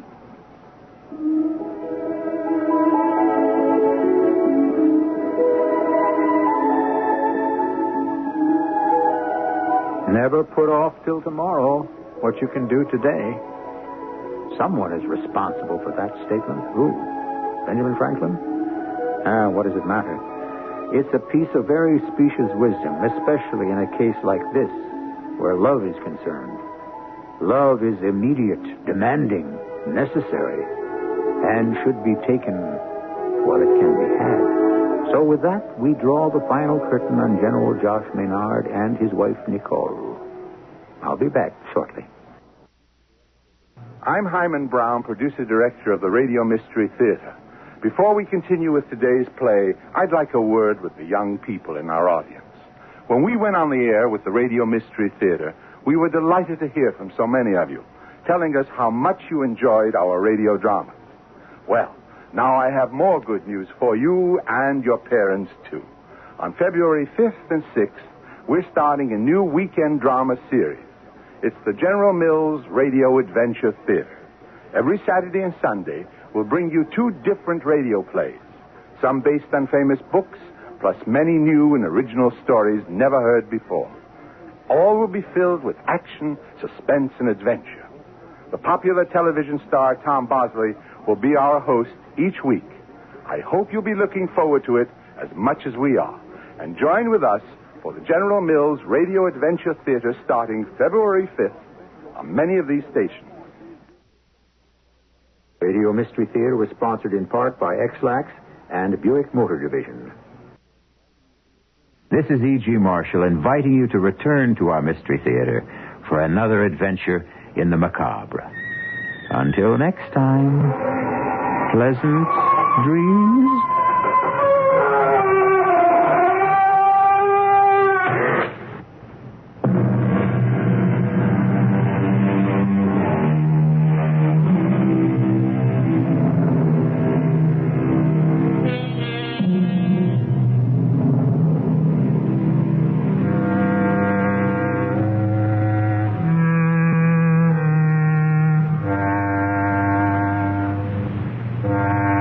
The CBS Radio Mystery Theater presents...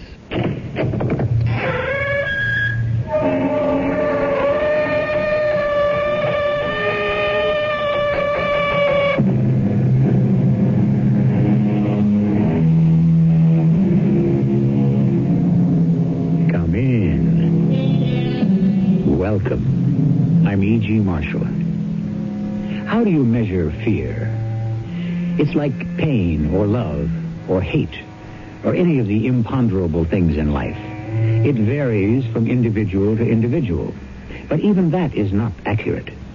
For fear, at the very least, has 2 constants. Fear of the known, fear of the unknown. Which is the more terrifying, blood-chilling, agonizing?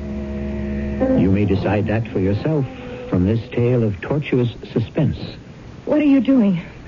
There are preparations to be made. I can't leave you alone. If you fight me, I'm going to put you back to sleep. No, please. Hush, my beautiful, please. Hush. You're so lovely when you sleep.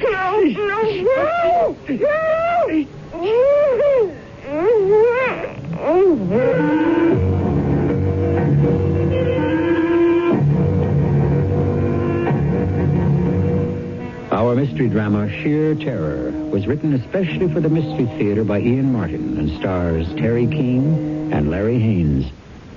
I'll be back shortly with Act 1.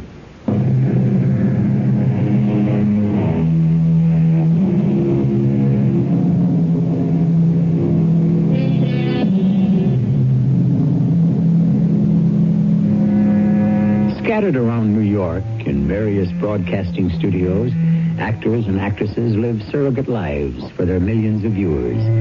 The TV daytime serial, 5 days a week, is a central point in the average housewife's life. Only recently are we discovering that men share its vicarious lures in ever-increasing numbers. and identify just as strongly with the characters from this make-believe world as women are supposed to do. TV actors like Betty Campbell and Pete Hale are far less real to the viewer than the characters they play. Vicky Banks and Drake Haywood. Who is it? It's Pete, Betty. Oh, come on in, Pete. I'm all changed.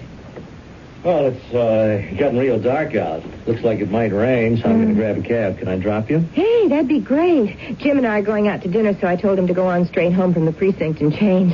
Can you wait long enough for me to take off the false eyelashes? I hate to wear them home. They bug Jim. Oh, no, I'm in no rush.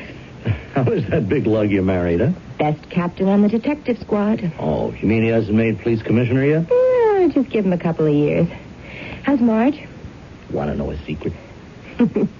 She already told me last week. Congratulations, Pops. Well, maybe this time it'll be a girl, huh? Well, if at first you don't succeed. Yeah. But this one's number 3. And how long can you keep on trying? Hey, wait. You'll have to talk about that with Marge. Well, one day soon, we'll catch up. Yeah. Hey, with the big day coming up Monday, you've got no contract to hold you back anymore. Yeah, I wish we'd pre-taped the wedding scene this week like I asked. Jim has accumulated leave, and we could have left by today and had a whole extra weekend in the Bahamas. Well, you can't fight the powers that be, Betty, or let down the fans. When dream girl Vicky Banks and a dashing millionaire from Philadelphia, Drake Haywood, get married up, it's got to be live in person, not a picture. There. Darn lashes are off. I'll just put them in the box and save them for lights, camera, action on Monday. Okay, leading man, let's travel. Okay, leading lady, but only as far as home. You don't get me on the road again. I like it too much right here in the Big Apple.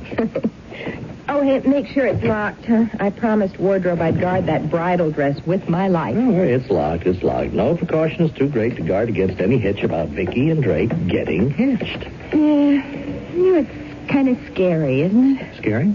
I mean, that two made-up people that you and I act out could be so important to so many real people. Doesn't scare me.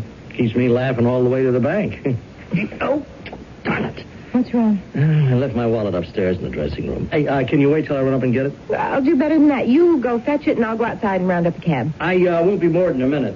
Oh, hey, it's kind of dark outside. Why don't you wait for me? Don't be silly. I'm a big girl now. Besides, like you say, 1/3 of a nation loves Vicky Banks, to say nothing of being married to a detective. What do I have to be afraid of?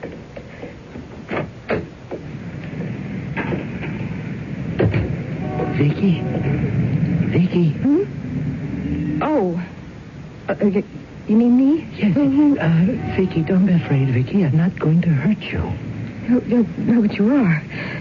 And that smell, It's only chloroform to put you to sleep. Don't worry, my beloved. Don't worry. I love you. I love you, Vicky. No, please, Don't worry, my dear. You're so small and helpless and so desirable. I can lift you into my car as easily as I can carry you across the last threshold.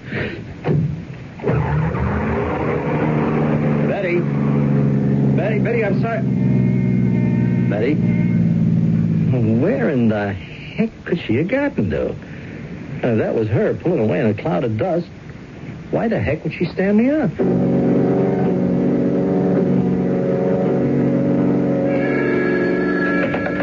Hi, darling. Well, not unless I've misjudged our friendship up to now. It's Pete, Jim. Oh, Pete, I'm sorry. I've been expecting Betty home, so I thought it must be a call from her. You still at the studio? No, I just got home. I had an uneasy hunch that I ought to give you a ring. Oh, how come? Oh, Jim. Look, Jim, I'm not trying to cry wolf or anything, but about an hour ago, when Betty and I were leaving the studio, this thing sort of happened. What sort of thing? Well, Betty and I were going to take a cab together, and I had to run back for my wallet. She said she'd go outside and flag down a hack and wait for me. All right, come on, Pete. What are you trying to say? Well, he said, that's when the whole trouble started, Jim. I mean, I don't exactly know. Well, when I came down and went charging outside, Betty was gone. What do you mean, gone? Well, you know how the block is. The studio's in the middle, so you could look either way to see someone hailing a cab. Well, not exactly. It's a one-way street. Yeah, but I mean, if you walk either way to one of the avenues... Now, never mind all the evasions, Pete. We're not kidding here anymore. I'd be a pretty lousy detective if I couldn't read concern in your voice. Now, what are you worried about? I give you my word that it wasn't 2 minutes before I came downstairs from the dressing room and went outside. When I got there, Betts was gone. The street was empty? Well, that time of night, yeah. Except for some kid burning his tires getting away up the block. Some kid, huh? Or maybe some guy just plain abducting my wife, Betty. Yeah, but what for? For money. Like any kidnapping. Now, you people who work in those soap operas got any idea how much any of you could be worth to a wrong guy? Oh, Jim, now come on, you don't Right think... now, I don't know which way to think. Just get off my line, Pete, and let me get some pros to help check this gig out.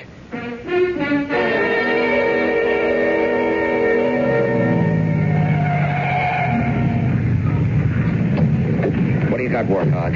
Hey, don't call me Warthog. All right, pardon me, Sergeant Wartowski. You, Captain Campbell. Oh, that's all right. You could call me Warthog. I only do when I'm worried. What do you got, Sergeant? I don't want you should get mad, Captain. All right, what do you got? Nothing. I mean, that sofa. No witnesses? No. Nobody saw Betty come out of the studio, hail a cab? Hales and Everest are combing the block. Anything overlooking or any residents who might have been going and coming.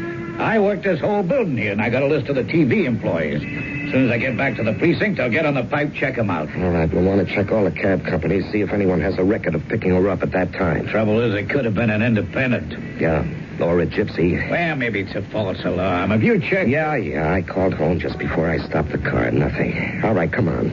I want to prowl the area myself a minute or two. I got a notion in the back of my head, Sergeant. There's some lead hanging around that I'm not following up.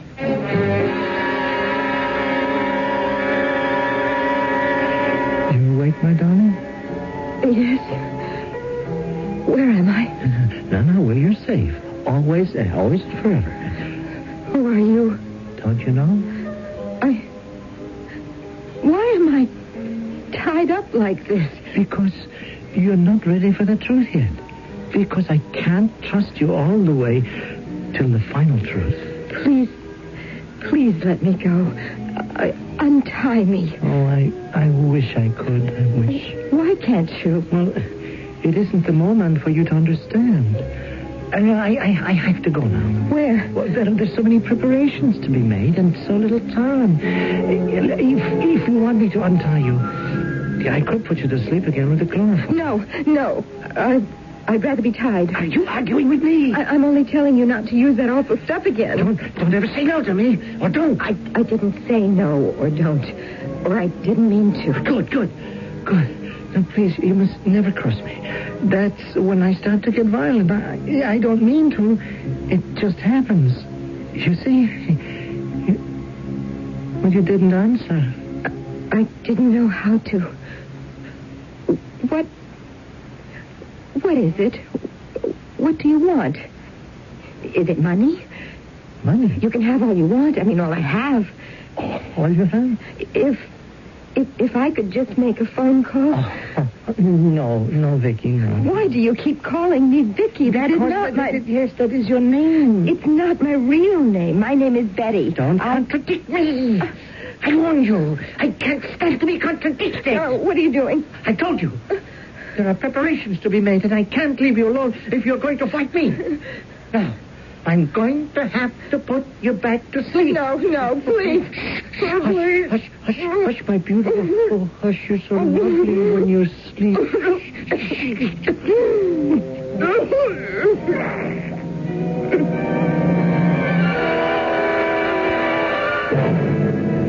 Any luck, Captain? No. All we have is an approximate time, 6:18 p.m. Did Everett or Kelly turn up anything? Why, no, they're still working a block for eyewitnesses. But, I did. What? Well, see, I figured your Betty's a nice, active little woman. Now, how easy would it be to hustle her into a cab that fast? Are you trying to tell me she just got into a cab by herself and took off for nowhere? Oh, no, sir. All right, then what? Then I found this. It's, a rag for cleaning like. My old lady calls it cheesecloth. That's just what it is. Only it's been soaked in something and... It's chloroform or ether or something like that. Yeah, you said it. So where'd you find this? Well, in the corner of those two steps from the door right out of the building. It caught my eye like somebody, threw it away in a hurry. Yeah. Right here, where Betty came out. Now, let's see. Would have had a car running by the curb right where that street light is out. They take her from behind, out of the shadows, smother any cry for help, and by the time they got her in the car, she'd be out. Sure looks like a snatch, all right. What are you going to do, Captain? I'm going to get back to my apartment and wait for him to make the contact. Now, you call off the boys, and everybody sit tight till you hear from me. Call them off? Why don't you just let the department go ahead? No, this is my wife. I'm not taking any chances on her life till I know what these guys, or whoever it is, want with her. Well, I don't mean to speak out of turn, Captain, but don't you take more of a chance if you stop giving us any chance to trace her? No. But you always said, Captain, there's no way to trust a kidnapper. The only thing... Maybe I'm learning a lesson. It's always been someone else before. Well, this time the victim happens to be my wife. I'm going to go home and sit by that phone.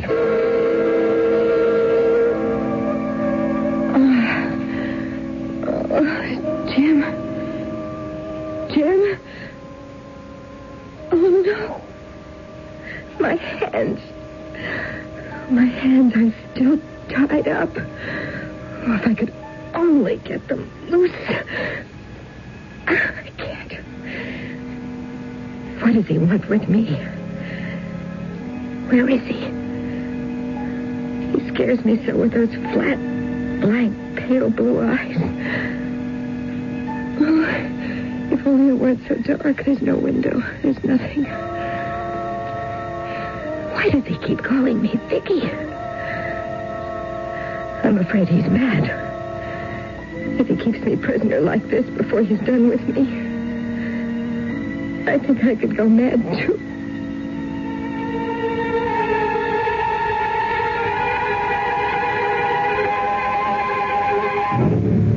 The seeds of terror are sown. What does the man with the pale blue eyes want of Betty? Or as he insists on calling her, Vicky? Is this a kidnapping of a girl named Betty Campbell? Or is it a deeper horror, an abduction by someone who lives in a fantasy world and has stolen a girl named Vicky Banks from a world as fantasized as his own? I shall return shortly with Act 2. One Valentine's Day, when I was younger, a boy gave me my first Valentine candy. I would have married him then and there, except I was 8 and he was 7. Even today, every February 14th, I get all sentimental when Jeff gives me one of those beautiful Whitman samplers, or a great big romantic Valentine heart filled with delicious Whitman chocolates. It may sound corny, but Valentine's just isn't Valentine's for me until Jeff shows up with that Whitman's heart.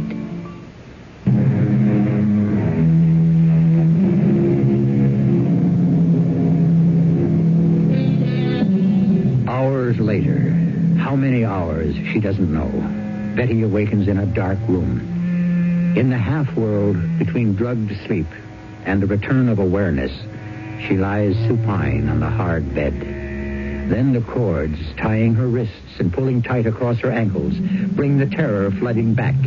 Her eyes are open, but her world is still dark. Helpless to move, her mind runs scattering through fright, half-memories, prayer, and what possible action she can take to escape. I have no idea where I am. Only a vague memory of this room I'm locked into. Empty. No rug, no window, just the door.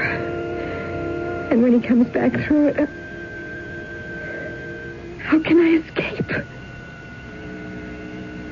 The door. Yes, wait a minute. I remember once. What? Yes, a door, I know. When I was little, and the lock to the bathroom jammed, and my father, what did he do? Something about the hinges. Now, but first I have to get my hands free so I can get untied. Yeah. Oh, it's you, Sergeant. Okay to come in, sir. You got any news? No. You? No. You look real beat, Captain. I thought maybe I could spell you here at the phone. You got an idea. Let's have a cup of coffee first. I got it all brewed. You got no leads at all? Like I told you, 7 o'clock this morning, we're still checking hankies. 0. Witnesses, 0. Except for your friend, Mr. Hale. Oh, Pete.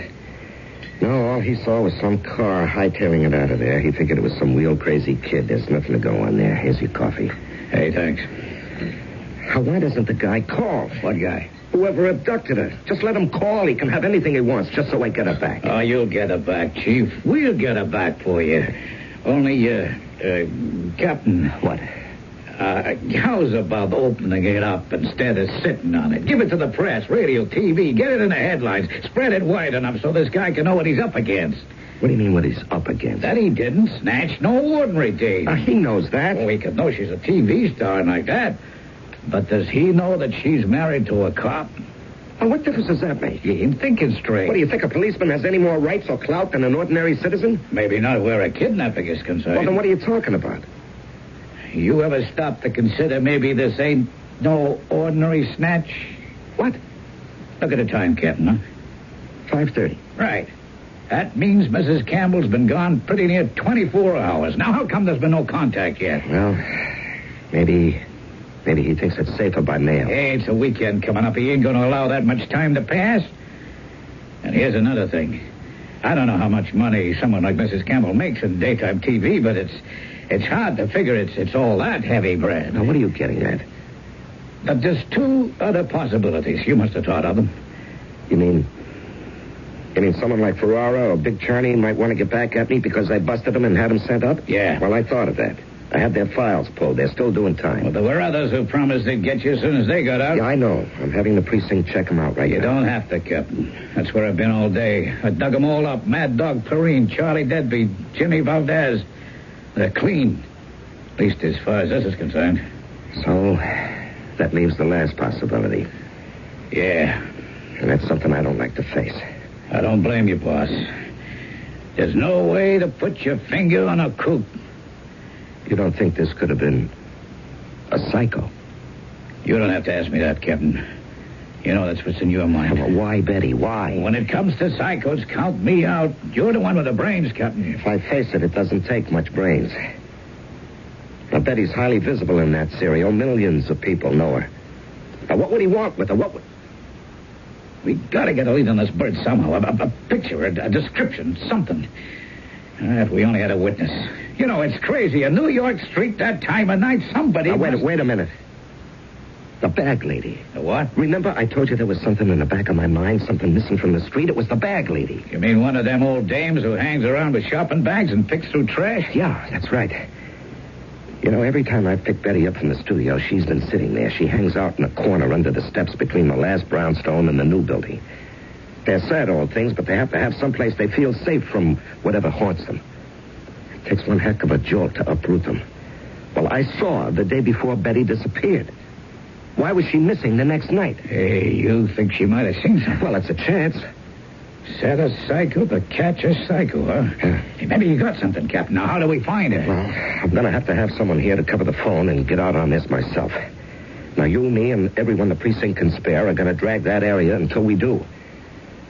I only hope we can find her. And if we do, that she saw something, and if she did, she can remember what it was.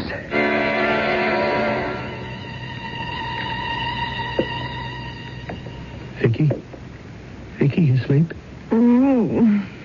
How about some, Get some soup and some Chinese food. Do you like Chinese food? Hmm? I couldn't remember. Do you like Chinese food? Oh, of course. Silly of me. The gag. We must take that off. Mm-hmm. But you must promise not to scream. Please, that upsets me. I don't like to have you scream. It makes me feel... Well, it's funny because I'm very gentle. I want to be gentle, but some things make me violent, so you won't scream, will you? Mm. No. Oh, good. And if I do it quickly, it shouldn't hurt. I don't really want to hurt you. Oh, did that hurt? Did it? Oh. I don't know. Everything hurts. Being tied up like this, I'm so cramped. Oh, there, poor darling Vicky. I'll set my little bird free for a moment here. Now, let me see. Why, You almost had your hands free. You were trying to escape. No. I don't like that. Now, why should you want to escape from me, Vicky? You know what I should do because of that. I should hurt you back. No. I was not trying to escape. It was just that, the ropes hurt so. I wanted... Oh, my poor Bill. Oh, yes. I don't want to treat you so. My ankles hurt, too. Could you set my feet free also? Oh, yes. I want to do everything for you. You see, what you ask is easy. As easy as this. There. You see? And you see what cut them? A straight razor. Yes. Yes, it belonged to my father. You know, he cut my mother's throat with this. And he left me alone. I thought I was always going to be alone until... Do you want to have something to eat, huh? A nice dinner for two? Hey, well, did you like our first dinner together, Vicky? I was hungry. And stop calling me Vicky. Don't tell me what to do. Don't ever tell me what to do. I'm sorry. It's just... It is not my real name. Of course it is. Now, haven't I known you for nearly 3 years? I've watched you grow up and flower into a lovely woman, just like... Your name is Vicky Banks, and I love you. But it isn't really. That's just a part I play on a show. Do you remember when Tommy Prince was in love with you, and you were kind because he lost an arm. So kind that you might have married him if he hadn't died in that car crash. Tommy, yes. But you see, that was just a made-up story. That You know, I knew then that at last there was somewhere I had a chance. What do you mean, a chance? A chance to be loved, to be accepted. See, I knew that you were a girl who wouldn't care about what was the matter with me. That you would take me just like I am. And that's when I knew that someday we were going to be married. That you would marry me, Sid, proud. That you would be my wife. But, Sid, I can't marry you. Why not? Because I'm already married. Oh, no, you're not. You don't marry Drake Haywood till the day after tomorrow, Vicky. Drake Haywood? Mm-hmm. Drake Haywood is just a made-up character like Vicky Banks. We are not real. Drake's real name is really Pete Hale. He has a wife and 3 children and a 4th on the way. And my real name is Betty Campbell, and I'm married to a police detective called Jim. You're lies, all lies. You are Vicky Banks, and nobody is going to have you but me. Now, it's all arranged because I arranged it. I just have to finish the preparations, and Monday, you and me will be married. Vicky Banks and Sid Prout. And then we'll consummate our marriage. Oh, but it will be beautiful, Vicky, and not sordid and hateful like my father and my mother, because you and I, we will find perfect peace together forever. What are you talking about? This. The razor is so sharp you will never feel a thing, and I shall follow immediately. You're mad. No, don't say that to me. Come, Vicky. Come to me. No, don't touch me. Don't touch me. I'll scream. Well, you know that won't do any good. There's nobody to hear you. How do I know that? Because I tell you it's so. Then why won't you believe what I try to tell you? Sid. Please, Sid, listen to me. We can't be married because I'm already going to have a child. Oh, that's a lie. It's the truth. No, you can't be having a child. Vicky, everybody knows how sensitive and how fastidious you were, and that's what put men off. But it drew me to you because it was just how my mother was. Oh, to find a woman like her. Oh, Vicky, we were made for each other. No, stay away from me, please. Don't touch me. I understand, my dear. You're right. You're right. When we meet together, it must be pure and perfect. It's late. It's 8:00. Now you must rest. No. please, not the chloroform again, and please don't gag and tie me. But don't you see, I must. The rest of the world doesn't understand. And we must celebrate our wedding alone.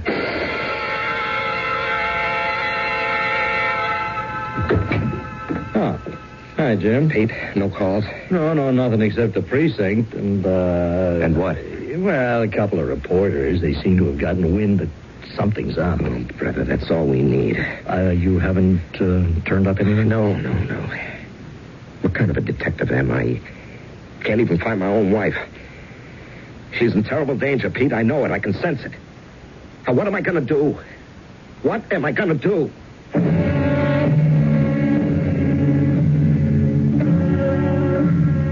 What feeling in the world is more desperate than frustration, especially when it is linked with fear or concern for someone's safety? And that Betty Calder is in danger, ultimate and complete, there can be no doubt. I shall return shortly with Act 3. A message from the CBS television network. Walter Cronkite, one of a kind. Writing, editing, working with the superb CBS News team to gather and report the news. The daily, constant pressure of being the best. And there's only one place you can find this anchorman, this editor, this team. Good evening. After strong trust, Cronkite and Company, only on the CBS Evening News. Monday through Friday on Team. Good evening. After strong trust, Cronkite and Company, only on the CBS Evening News. Monday through Friday on the CBS Television Network. An interminable period of time, she has lain, listening, trying to determine if she is alone. At last, she has decided she is, and decides to use her last weapon, for she has not been gagged. Help! Help! Can anyone hear me? Help me! Help me! If you can hear me, please help! Help! Shut up! Shut up! Now, no one can hear you in this loft building. We are the only tenants. But because you don't have faith in me, I should... I'm sorry. I'm sorry. I didn't mean anything. It's only that... Please.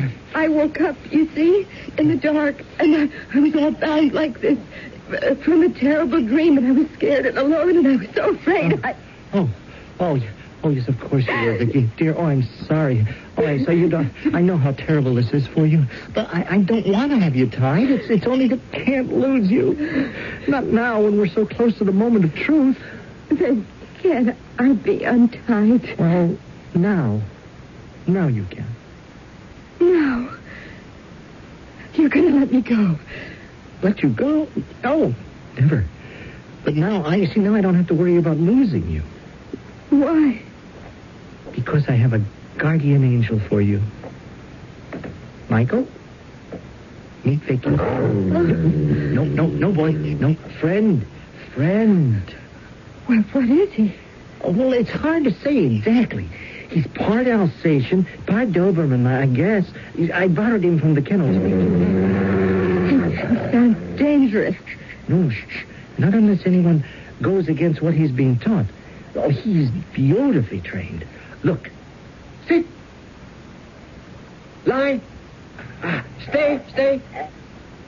He's your dog? Oh, no. I borrowed him.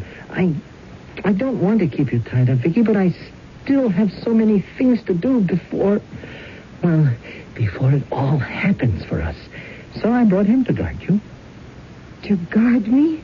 Yes, no, he's very, very friendly. He is an attack dog, but unless someone is threatened, he's a nice boy. Aren't you, Mike, huh? Seems quite gentle. Yes, that's his nature. But don't be fooled. He's been trained to be a killer. Here, let me have the pillow. What for? Here, I'll show you. Here. Now, here, boy, here. Attack. Okay, freeze. Please, good boy. Good. Tore that pillow apart. Yes, or anything else he was ordered to attack. You see, training. You seem to know a lot about dogs. Well, I should. It's been my profession. Been? Yes. See, come Monday, you and I start a new life married in the true faith and dedicated to eternal life together beyond the curtain. Please let me talk to you. No. I'm sorry. No. I must go to work for the last day. And then there are so many things still to get ready for tomorrow. You're going to tie me up again? No. There's no need with Michael here. He'll be your guardian. I will be back tonight to say my last goodbye. Then we will join the long sleep together. Don't try to run from me, or Michael will stop you. I'm leaving him on guard outside the door. Now, he's better than any lock. Now, for your safety, my darling, I warn you not to try to leave.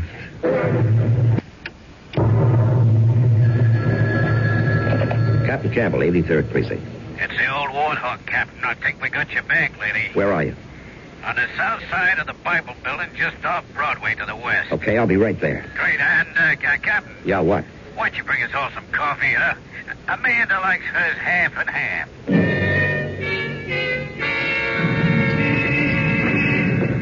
Hello, Sergeant. Captain, this here is Miss Amanda Schutz. What are you on, ferries, tugs, Hudson River Line? I told you, Amanda. He's a cop, just like me. Another one. I don't like cops. We only want to ask you some questions, Miss Schutz. That's why I don't like you guys. And don't call me Miss Schutz. Isn't that your name? It is. Just say Amanda. All right, Amanda, I need your help. Then do I get left alone? I hope so. Well, first off, I brought us all some coffee. Got any half and half? Yeah, I sure do. Just like Sergeant Wartowski told me. In that case, maybe I'll answer. Give me the coffee first. Okay, you are, madam? Miss. I'm sorry, miss. You are what? Oh, thanks, boss. Hey, that's good, Java.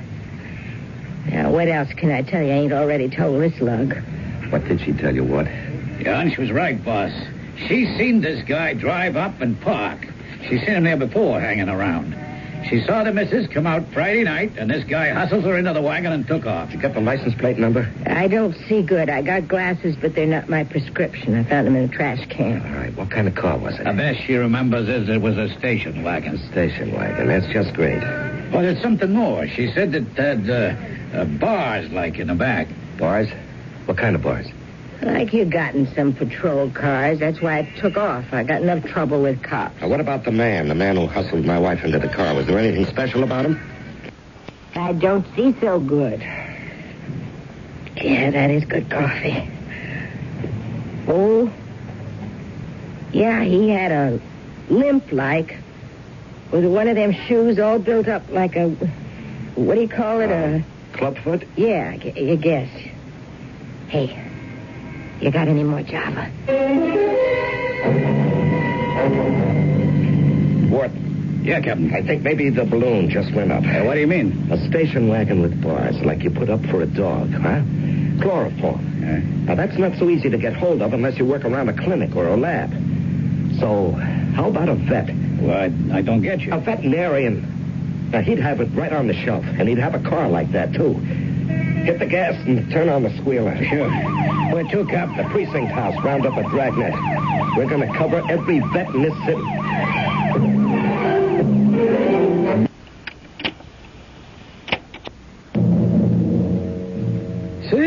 Sid Prout. Yes, Dr. Montrose. Yes. I just came up from the kennels. There's a dog missing. A dog? When you hear me, what kind of an idiot are you? They're our stock in trade, aren't they?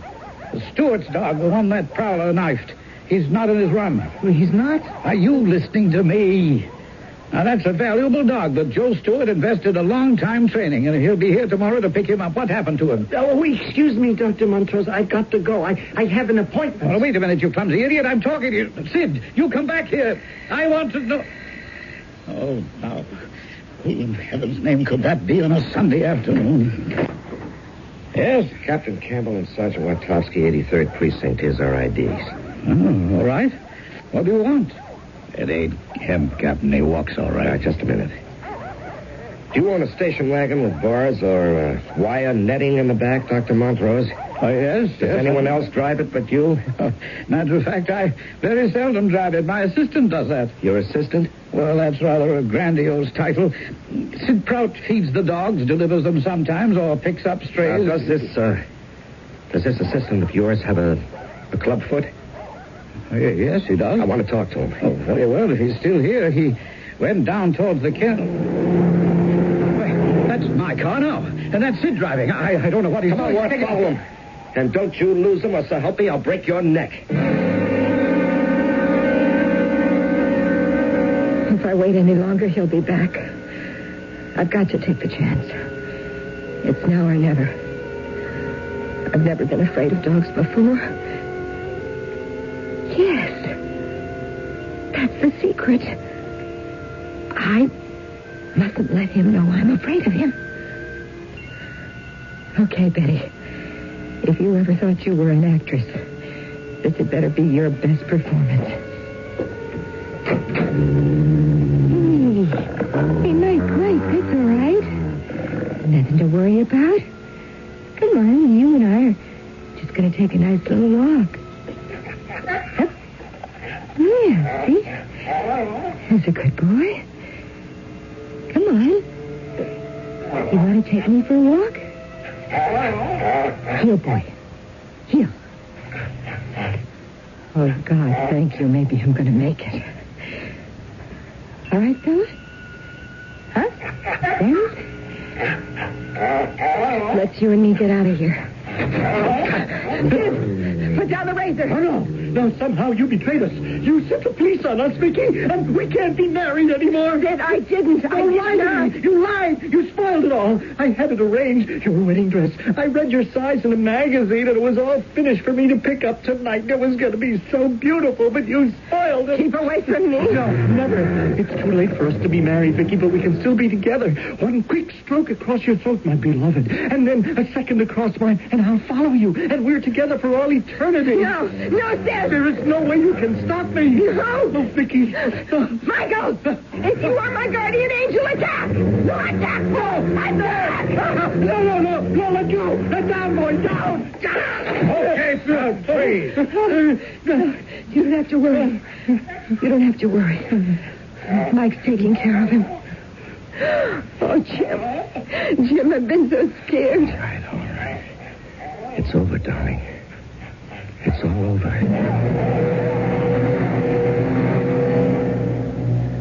What I'll never quite understand, Jim, is about the dog. Yeah.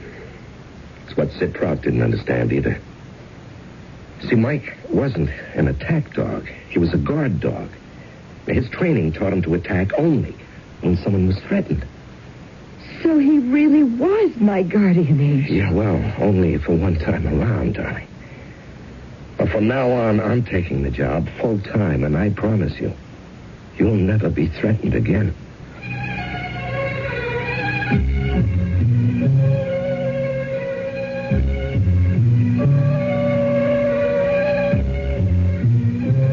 And as Betty Campbell, she has never been threatened again. Of course, as Vicky Banks, if you follow that particular story, even after her happy marriage to Drake, the catalog of disaster that Vicky has gone through would make Job look like a piker. But that's storyland, and never to be confused with real life, or after what has happened, what is. I'll be back shortly.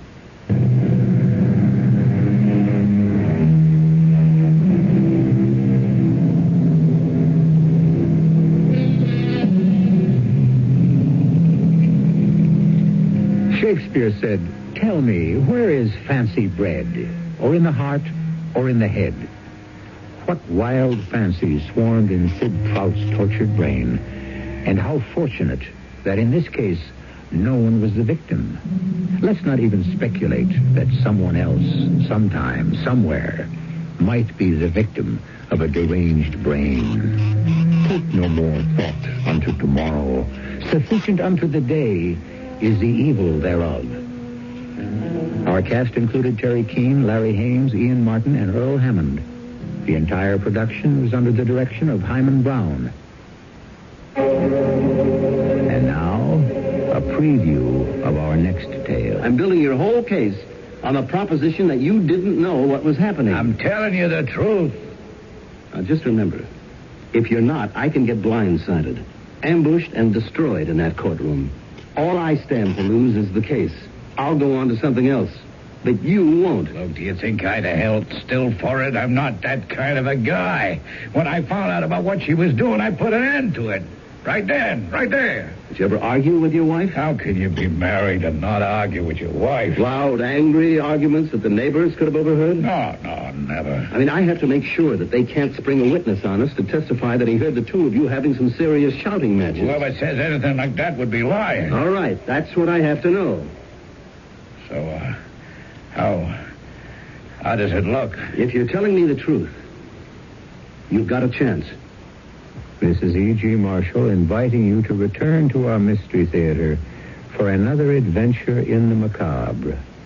Until next time, pleasant dreams.